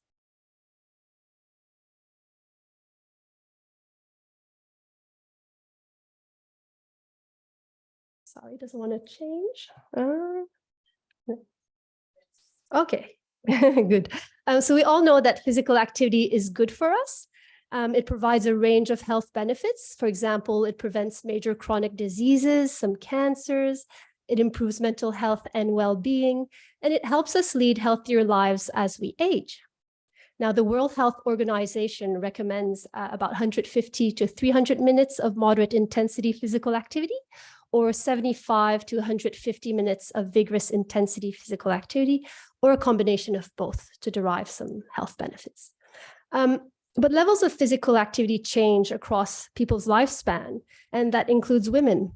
Women experience major life transitions, such as getting married, giving birth, becoming widowed, maybe going through menopause, and experiencing perhaps deteriorating health. So these can influence levels of physical activity in women. Now, most studies of physical activity in health have relied on measuring physical activity at a single time point. But this doesn't help to answer the question, what would happen if one starts to be or stops being physically active in later life? It's important to account for the change in physical activity patterns over time. And we need more studies that examine the health outcomes of longitudinal patterns of physical activity in women. So today I'll be presenting some snapshots of findings from 3 studies. These haven't been published yet, so you get a sneak peek. And the first study examines longitudinal patterns of physical activity and health-related quality of life. The second study examines mortality outcomes. And in the third study, I thought I'd show you some physical activity trajectories in our cohort of women. So our data source was the Australian Longitudinal Study on Women's Health, which is a national population-based longitudinal study. And it provides a wealth of information on women's health across the lifespan. And the data for our studies came from about 12,000 women, which were from the 1946 to 51 age cohort. So at baseline, they were about 45 to 50 years of age. And they were surveyed approximately every 3 years. So I'm just going to say a bit about the methods for studies 1 and 2. We use causal inference methods, and we use what was called a target trial emulation framework. So basically, it allows us to use observational data to emulate a target trial. And we were able to evaluate the effect that would be expected if the population all followed a particular physical activity pattern over the exposure period. So we tested 4 hypothetical interventions, which I've listed up here, but I'll just go over them. So number 1 was meeting physical activity guidelines at all surveys. So these were the people that were adhering to the guidelines throughout the study period. Number 2 was starting to meet physical activity guidelines upon reaching a certain age. So those that started to meet physical activity guidelines. The third scenario was meeting physical activity guidelines up to a certain age, but then stopping to meet guidelines thereafter. So these were non-sustainers. And the fourth scenario was not meeting physical activity guidelines in any of the surveys. The primary outcomes for these 2 studies were health-related quality of life and mortality.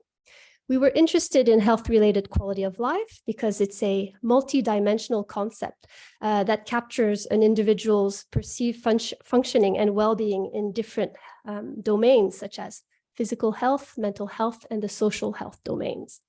And we had these summary scores derived from the short form 36 survey. So we had the physical health component score and the mental health component score, which are basically summary measures of physical health and mental health, or perceived, physical health and mental health. Also, health-related quality of life is an important population health indicator, and it's been associated with a lower risk of mortality. Our exposure was meeting the minimum levels of physical activity recommended by WHO. So just a bit about our sample and its baseline characteristics. Most of our sample were born in Australia, were employed, were married, or in a de facto relationship. Less than 2/3 achieve a high school education. More than half live with children. More than half resided in regional areas. About 1/3 were from major cities. And our participants were relatively equally distributed among area level socioeconomic status. There were about 50% current smokers, 12% lifetime risky drinkers, and 43% were overweight or obese. So let's look at some findings from the first study, which explored longitudinal patterns of physical activity and health-related quality of life. And here we're looking at the effect of age at which women started to meet physical activity guidelines on the physical component score, which is in the top graph, and the mental component score, which is in the bottom graph. And you've got the scores on the y-axis, and higher scores mean higher perceived physical health or higher perceived mental health. Now, just to make it easier for you, we're going to compare the green circle from the blue circle. And what we can see is that women that met guidelines in all surveys or that started to meet physical activity guidelines at a younger age, such as 50 or 55, had better perceived physical health than women that met guidelines later, such as at 60 or 65 years of age, or that did not meet guidelines in any surveys. I know this is a bit complicated, so thank you for bearing with me. In terms of mental components, the mental component score, we didn't find any effect of age at which women started physical activity guidelines on mental health, on the mental health domain. In this slide, we're looking at the effect of age at which women stopped to meet physical activity guidelines in middle age. So we're testing the different scenarios that I talked about. Again, we've got physical component score in the top graph, mental component score in the bottom graph. And comparing the blue circle with the green circle, what we see is that women that stop meeting physical activity guidelines later in life, so for example, at 65 years of age, or that met guidelines in all surveys, had higher perceived physical health than women that did not meet guidelines in any surveys or that stopped meeting guidelines earlier in middle age. Again, we did not see an association between the age at which women stopped to meet physical activity guidelines and mental health. So to summarize everything for you, so earlier adoption of physical activity guidelines or stopping to meet physical activity guidelines later in middle age was associated with improved health-related quality of life in the physical health domain. Now, these are the findings from the second study, which explored, which looked at mortality outcomes. So you have all-cause mortality at the top, cardiovascular disease mortality in the middle, and cancer mortality in the bottom. Now, our findings weren't significant. We had really wide confidence intervals, and I think it was a power issue. We didn't find that many cause-specific events in this cohort of women. They were relatively young. But what we tend to see is that women that met guidelines earlier in life this was associated with a lower risk of all-cause mortality. The findings weren't as clear for cardiovascular disease and cancer mortality. In terms of the age at which women stopped meeting physical activity guidelines, those that stopped meeting physical activity guidelines at a later age, in middle age, had a lower risk of all-cause mortality. It seems like they had a lower risk of all-cause mortality, but again, we don't think we had enough power to detect significant differences. Now, the third study, in the third study, we're just trying to identify some physical activity trajectories in our cohort of women, and we identified 4. And interestingly enough, these aligned with some of the hypothetical interventions we came up with in the previous studies.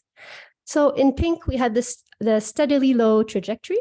So these are women with steadily low rates of meeting physical activity guidelines at each survey.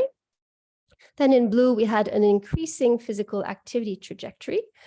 So women, the proportion of women meeting physical activity guidelines at each survey was increasing throughout the study period.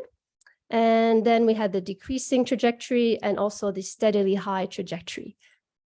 So women meeting the physical activity guidelines consistently across all surveys. I'll just point out an interesting finding from this study is that those that were in the increasing and steadily high trajectories, this was associated with higher perceived physical health compared to the steadily low trajectory. And that sort of fits in well with our findings from the previous studies. So don't worry too much about the graphs and the stats. The take-home messages are simply that it's important for middle-aged women to be physically active for as long as they can be to gain the most health benefits. And even if middle-aged women weren't previously active before, it's never too late. Get started and you can also derive some health benefits.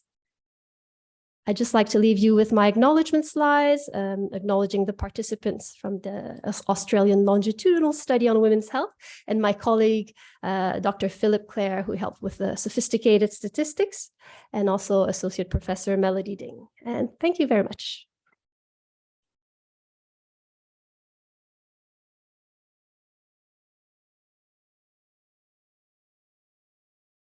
Thank you very much, Dr. Nguyen. Appreciate it, very interesting. And once again, if you would like to ask her a question, we'll just leave it for about 15 minutes time when we'll have a panel discussion. Now, I've just had a bit of a sneak peek at the fundraising effort. So we're about $430 short of our $3,000 target, which is great. So thank you very much for your contributions. Next, we've got Professor Anna DeFazio. Professor DeFazio is the Sydney West Chair of Translational Cancer Research and convener of the Cancer Research Network at the University of Sydney. She's the Director of Sydney Cancer Partners and Director of the Centre for Cancer Research at Westmead Institute for Medical Research. Her research is focused on understanding the clinico-genomic parameters that underlie treatment response in women with ovarian cancer, and she's the lead investigator on Innovate, who we heard a little bit earlier. That's a multi-site translational research program in New South Wales that links molecular profiling and clinical trials for precision medicine in ovarian cancer. So thank you, Dr. DeFazio. So look, thank you so much for the invitation to come here today. I feel very honoured to be part of this symposium. And I'd really like to thank Olivia for her presentation earlier. Just for everyone, there's complete coincidence that Olivia was one of the participants in our study. So I'd just like to thank you so much for your presentation. And I think some of the things that Olivia spoke of earlier will hopefully be reflected in my presentation today. So ovarian cancer, why are we here? We're here because ovarian cancer is one of the poor survival subtypes. What we can see here is the 5-year survival in women in a number of different cancer types. And you see here that sadly, ovarian cancer is one of the lowest. Now, when we talk about ovarian cancer, there's lots of different subtypes of ovarian cancer that I'll take you through a little bit later. But at the highest level, we have epithelial ovarian cancer, as well as some germ cell and sex cord stromal tumours. But mostly when we talk about ovarian cancer, and certainly what we'll be talking about today, is epithelial ovarian cancer. So you'll see from the graph here showing survival over time, that pleasingly at the last time that we drew this data, we're starting to see a bit of an uptick in survival over the last few years. So we're just making a bit of a start at improving those statistics, but we've still got a really long way to go. So because today is World Ovarian Cancer Coalition, World Ovarian Cancer Day, I thought I'd take some of the information from their website just to bring things to everyone's attention. So here they had listed the 5 facts that people should know about ovarian cancer. One of the top ones is that a pap smear does not detect ovarian cancer. So the cervix is over here, ovaries over here, and sadly, while sometimes the medical examination for having a pap smear might reveal ovarian cancer, it doesn't pick it up. And that's certainly a misconception in the community. Secondly, ovarian cancer is often diagnosed at a late stage. And the reason for that is not that women aren't presenting with the symptoms or that doctors miss it. It's part of the whole biology of ovarian cancer. And what you can see here is that ovarian cancer can actually sometimes begin in the end of the fallopian tube. So we call it ovarian cancer, but sometimes it's actually really fallopian tube cancer. But the little cells can escape from the fallopian tube and spread throughout the whole peritoneal cavity before there's any sign at all. And so then you're suddenly with stage 3 ovarian cancer in the blink of an eye. So it's not through anyone's fault. But sadly, from the biology of ovarian cancer, it's often very widely spread by the time anyone notices. Certainly, if we could diagnose ovarian cancer earlier before it spread, it would be more treatable, but that is really a very difficult ask.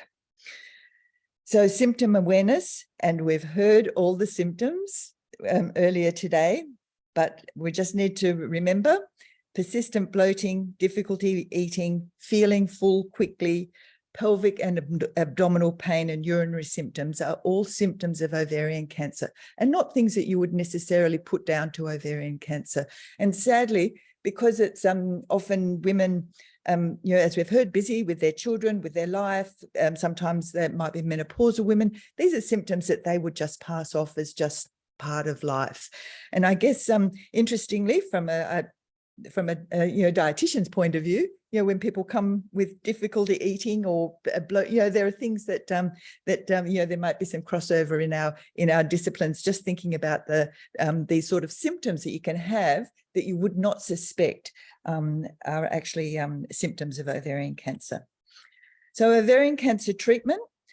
We've heard already that the main treatment for ovarian cancer is surgery. So here we've got the main pillars of cancer care that we've had for centuries, really, some of them, surgery in particular.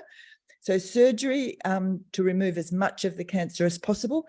One thing to remember is that because ovarian cancer can be spread throughout the peritoneal cavity, it takes very, very specialist surgeons to be able to operate to remove ovarian cancer.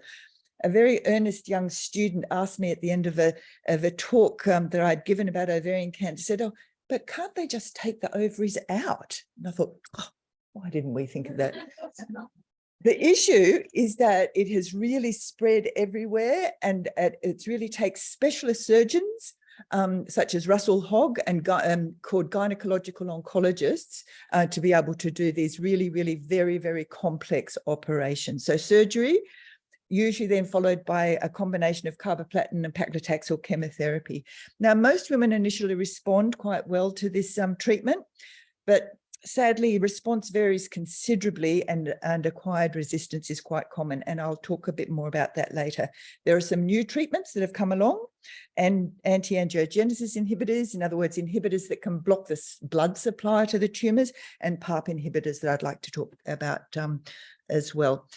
The most recent kid on the block, immunotherapy, which is there in the green, I won't talk about, because sadly it has not so far been very successful in ovarian cancer. We're certainly doing a lot of work in that area. We really need to make it work, but at the moment it's not, the results have not been great for ovarian cancer for some reason.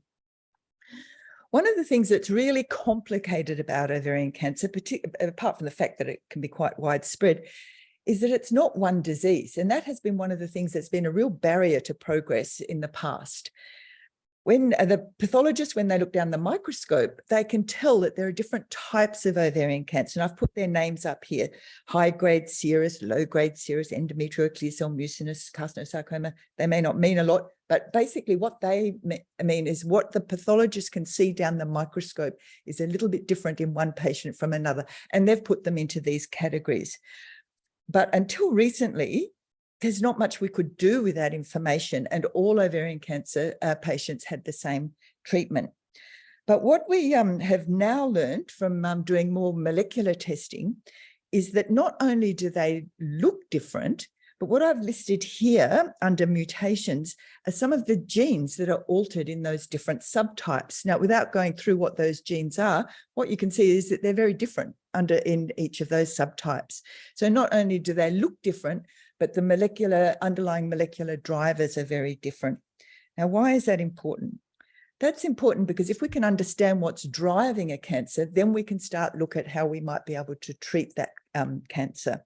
And I'm going to use the example here, one of BRCA1 or 2 as sort of our first target, if you like. Put up your hand if you've heard of BRCA1 or BRCA2. Thank you. So Angelina Jolie put BRCA genes on the front page of Time magazine. And so now we've all heard about BRCA1 or 2. Really, really important genes in ovarian cancer. The reason that they're BRCA is breast cancer, breast cancer genes, but really they're also ovarian cancer genes. So they're very, very important because they've been shown to be the genes that can be altered in families that have a high level of breast and ovarian cancer. So without taking you through the whole history of BRCA1 and 2, the genes were first cloned in the mid-1990s. And in the 2000s, testing was available for women in Australia who had a strong, what was called a strong family history. Because these genes are the 2 genes, they're very, very long. It would take 6 months to get the results because the testing was quite complicated. And so it was really restricted to families where there was a high number of cases. But in a study that we were involved in 2012, we understood that actually we're missing a lot of patients because sometimes you don't know your family history or you don't know what your grandmother died of. We've got a high migrant population. People just don't have that evidence. And in fact, we were missing probably half the patients with a BRCA1 or 2 alteration. This actually led to a change in the screening guidelines. So in 2013, that became available for all patients with almost all patients with ovarian cancer. And in 2017, that is now available on Medicare. So just to show you a bit of a timeline of how we can go from discovery of a gene through to really very important being able to test patients. And the reason, of course, that's important is because other members of the family can get tested and then they may decide to have prophylactic oophorectomy or surgery to reduce their risk. So really hugely important. But very, very importantly, at the same time, drugs were being developed that that target this genes in this pathway. So a series of clinical trials over the last couple of years has culminated in drugs called PARP inhibitors, mainly the drug olaparib, which is now available to Australian women on the PBS for women with BRCA1 and 2 mutations. So again, a relatively short time from discovery through to being able to be available. Now, the reason that went through quite quickly is because of the really remarkable results from the clinical trials. What this shows is a Kaplan-Meier curve of what the results were for one of the pivotal trials. So the red curve shows that the women who were on placebo or normal treatment had all relapsed within 15 months. Oh my goodness, 2 minutes. Okay. Whereas those on olaparib were had almost 5 years and they without relapse. But of course, there's a whole lot of other targets, and so the question is, how can we take advantage of this information and for more patients to benefit? Now, while we'd like to be able to understand that the patients are all different from each other, to do something and then to treat them with those different drugs, that is actually a very complicated thing to do. And so to move this along, we introduced the Innovate study that we've already just heard about. So in this study, patients, we know they're a little bit different, they have standard treatment, but what we've done here, we've implemented molecular testing up front, so that if the patient is no longer responding to treatment, we can triage them to clinical trials. So there have been over 700 patients that have already been recruited to that study. So that's meant that we've done over 3,000 molecular tests. Now, I can't for a second say that we have got the answer for every single patient, but we've been able to find clinical trials that might be relevant for about 52% of our patients. I might skip over, oh no, I got very quickly. So one of the things that we really want to understand is why there are some patients who, rather than have the typical trajectory of responding initially, then becoming resistant, some have got absolutely exceptional responses to treatment.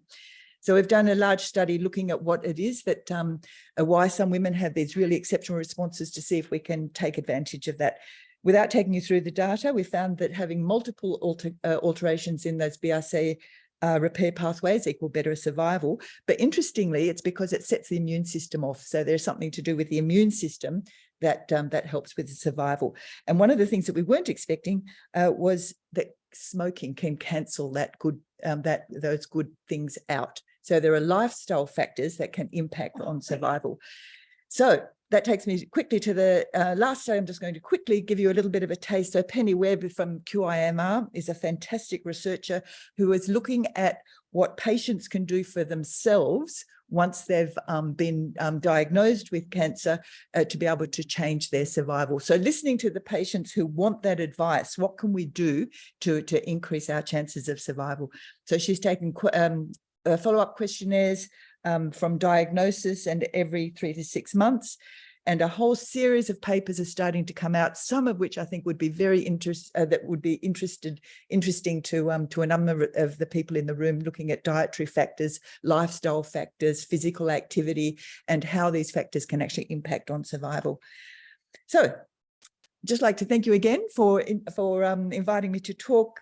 Just take-home messages: ovarian cancer is a really complex disease with low survival rates, but we're making some progress in identifying the genetic risks, understanding the lifestyle factors that can influence outcomes, developing and optimizing new targeted treatments, and really making a change to the one-size-fits-all approach to treatment.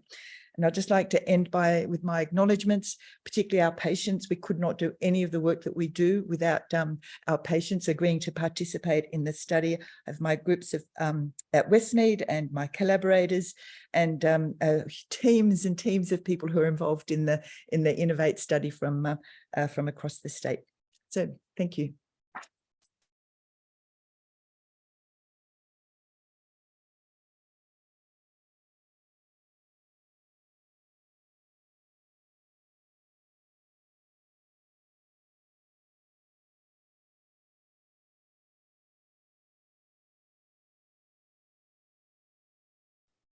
Thank you very much, Anna. Hello, everybody. For those who haven't met me yet, my name is Kieran Rooney. I am a co-lead of the SPARTAN, which is the Sport and Physical Activity Research and Teaching Network, along with Melody, who was just here a little while ago, seemed to have ducked out. I'd like to thank everybody for coming today as well. I had the wonderful pleasure of teaching with Helen for the first 10 years of my academic life in biochemistry of exercise and nutrition. And then Helen also introduced me to the world of low carbohydrate diets by introducing me into her program on weight loss in young overweight women in 2005 to 2013.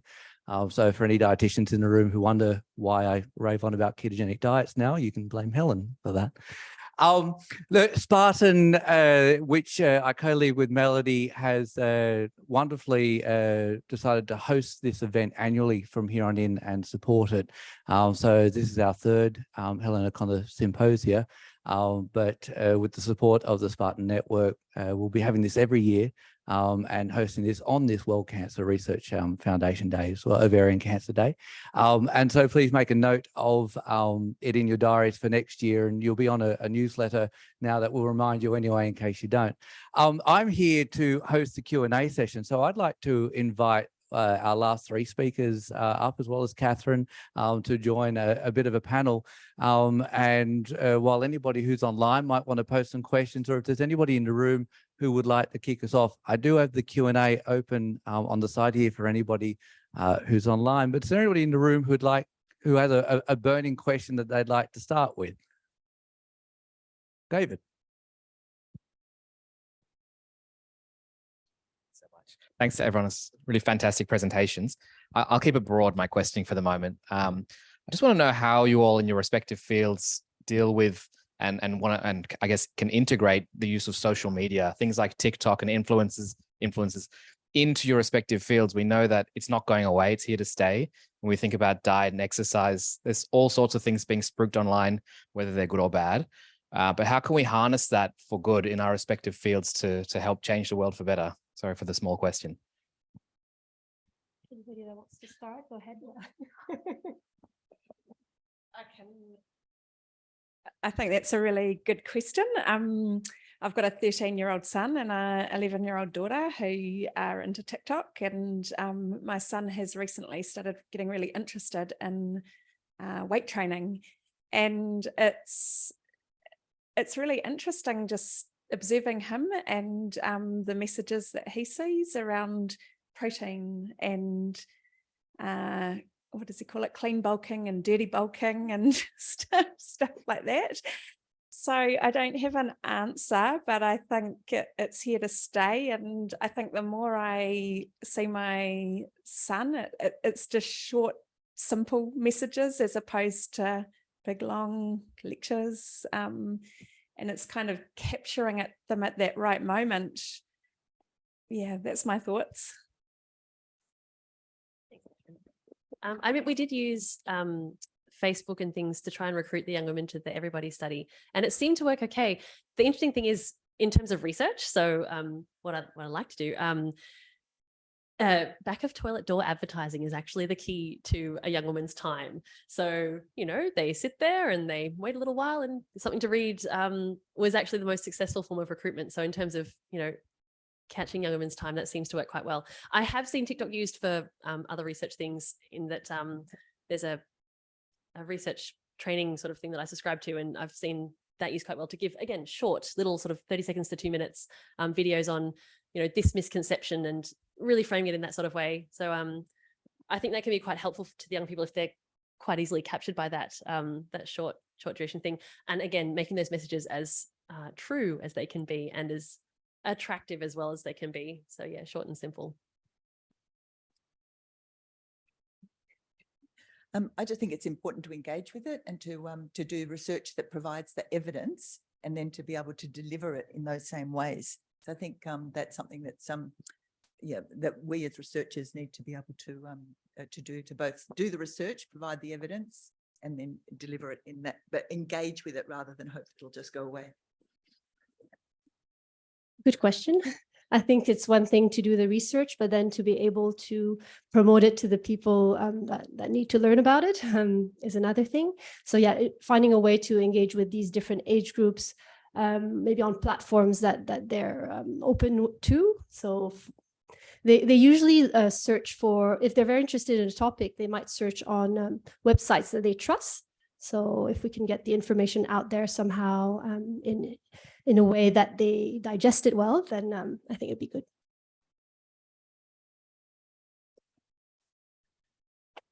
The other thing I'd like to add is that I have heard that there are certain social media sites for different age groups. And so perhaps children these days aren't necessarily using Facebook quite so much because that's mum and dad's page. So there will be new ones in the future. And I guess we've got to try and stay young so that we can find out what the next one is and catch the next generation of youngsters as well as the other existing generations. If Facebook's mum and dad, who still uses MySpace? Oh Anyone? no, that's long gone. Oh, good Lord. Well, I don't know. Do they have computer literacy? Anyway, yeah. Anybody else have a question to ask? Oh, yep. My question is sort of from personal experience of having bypass surgery.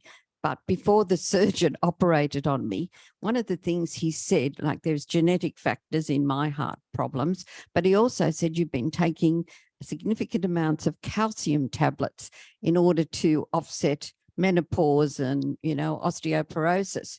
And he said to me, we're finding that excessive amounts of calcium are causing calcification of the arteries, particularly in women.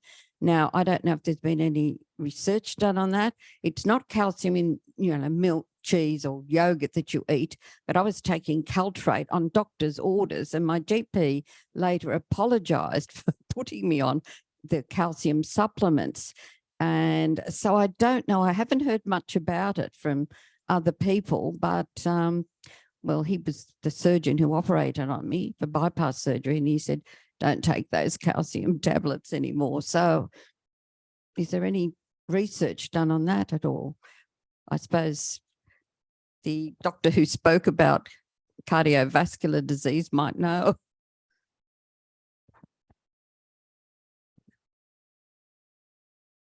Sorry, I don't know much about that field of research. I looked more at like lifestyle risk factors, generally, like what people, if people follow a healthy diet generally, and if they exercise regularly.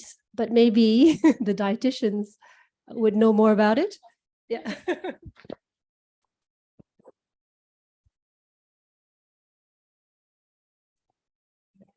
It's an area I'm not really up there with the play on in terms of the calcium supplementation. I don't know if any of the other dietitians in the room.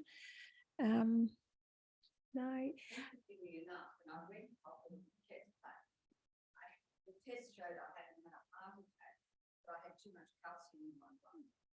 So, and I'm just going on surgeon on me, I'm not a dietitian or a doctor. That's one. And another risk factor is family.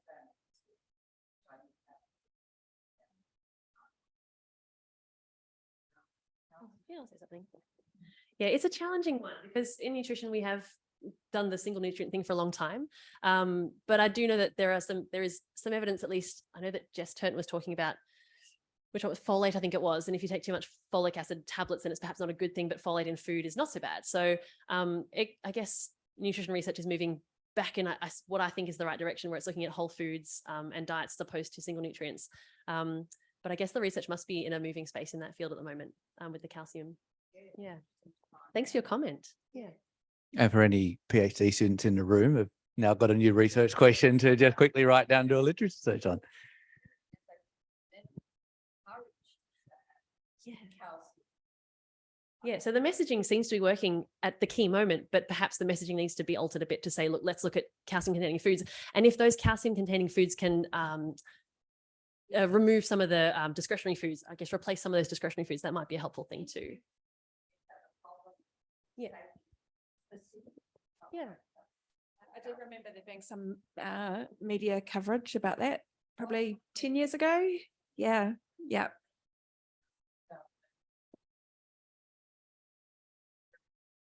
Well, calcium.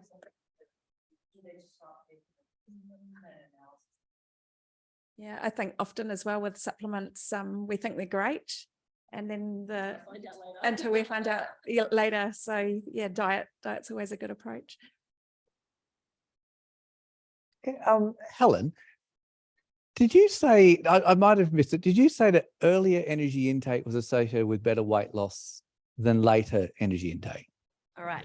Good question. Thank you, Kieran. Yeah. So when you're looking at the energy intake over the whole day, we were looking at earlier weighting of energy intake. So not necessarily eating at 6 a.m. versus 9 a.m., but when was the bulk, I guess, the most energy-full meal of your day? So a lot of people would, I guess, follow that eating plan of a light breakfast and then a medium lunch and a heavy dinner.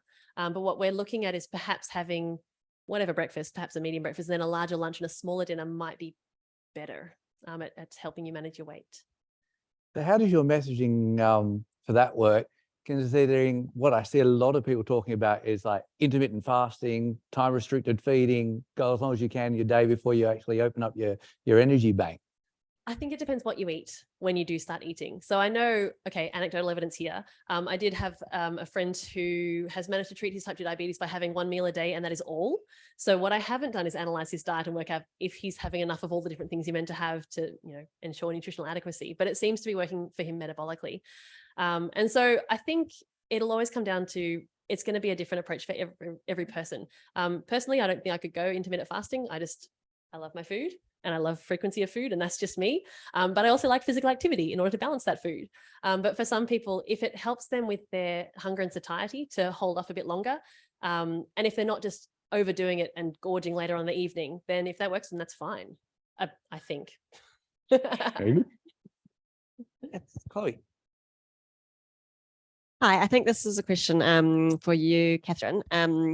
Can I just clarify, you found a relationship with lower energy intake and increased cognition in older persons? Yeah.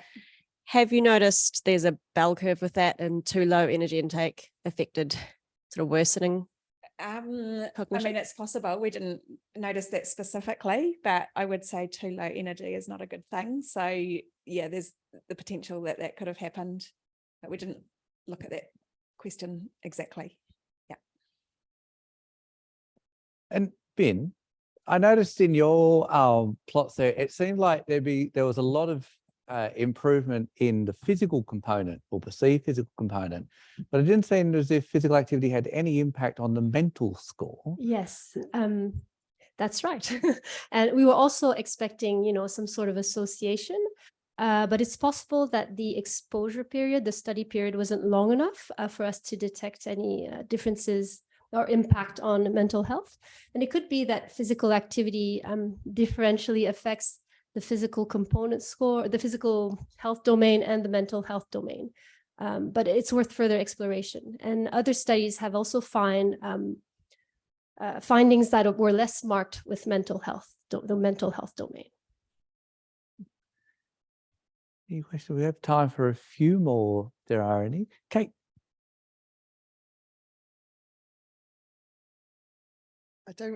Thank you all.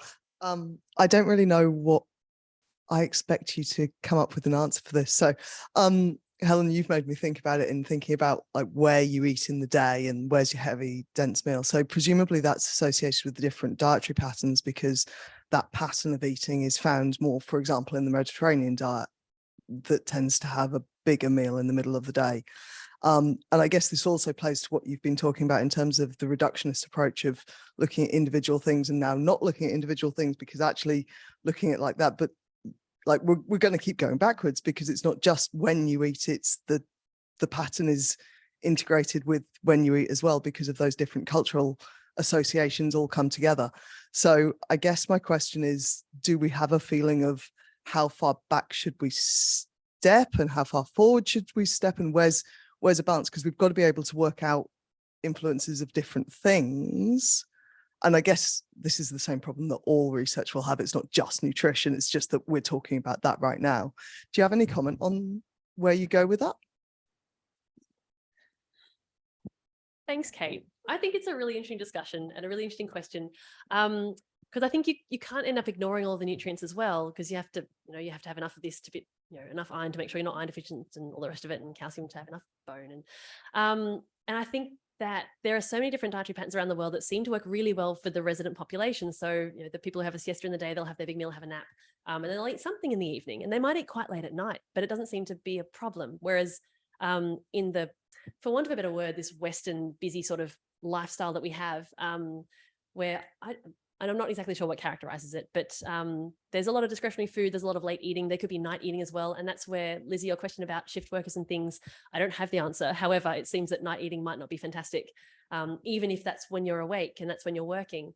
And I think that there will be a different dietary pattern for all sorts of outcomes. And perhaps we can say that Mediterranean diet will give you good, like it'll support good metabolic health. But if that's not your traditional dietary pattern, so for example, if you come from Japan, you're not going to go and follow a Mediterranean diet quite happily. So I don't have an answer for you. But yeah, there's so many things, because it's like what you eat and when you eat and how long is the break between, and is 6 meals a day or 8 meals a day, is that okay? Or is that just going to keep your blood sugar quite high and not be that good for metabolic health? And I don't have the answer to that. But yeah, I think some of these, if we could do some really fantastic National Nutrition Survey type things, perhaps we'd find some answer. But again, it's funding those things and making them happen. Like, as you're saying, New Zealand's not had one for a while. That's one of the challenges. And nutrition is a challenging, lots of grey, no black and whites really ever in nutrition research. Very challenging for making those short, snappy messages. Yeah. Yes, Chimoy, you can have the last question, Chimoy, and then we can hold off all the others for food and drink outside. From the perspective of sleep, I'm a sleep researcher, and there's a lot of literature on short sleep duration and increased weight gain, increased risk of weight gain, as well as cardiovascular diseases, etc. So in relation to research in dietary intake and weight gain, weight loss, I felt that there is a need to focus on sleep as well. And also the timing of meals in the middle of the night, for example, it is totally inappropriate in terms of circadian rhythms, because sleep and nighttime, essentially that's for rest, recovery, and also other factors. But anyway, there has been literature that says that if you consume food in the middle of the night, in fact, your lipases, your insulin secretion, all of those factors are impaired. Consequently, it can lead to dyslipidemia as well as insulin resistance. So I'm just suggesting that whatever study you do, we need to pay attention to sleep as well. Yeah, thanks, Chinmoy. It's a great comment. And I think as you would know, not only sleep duration, but sleep quality as well. And there's a lot of discussion, of course, on things that can impact on sleep quality. And, some of our young, I'm particularly interested in young people using their phones or their screens late into the night in their room.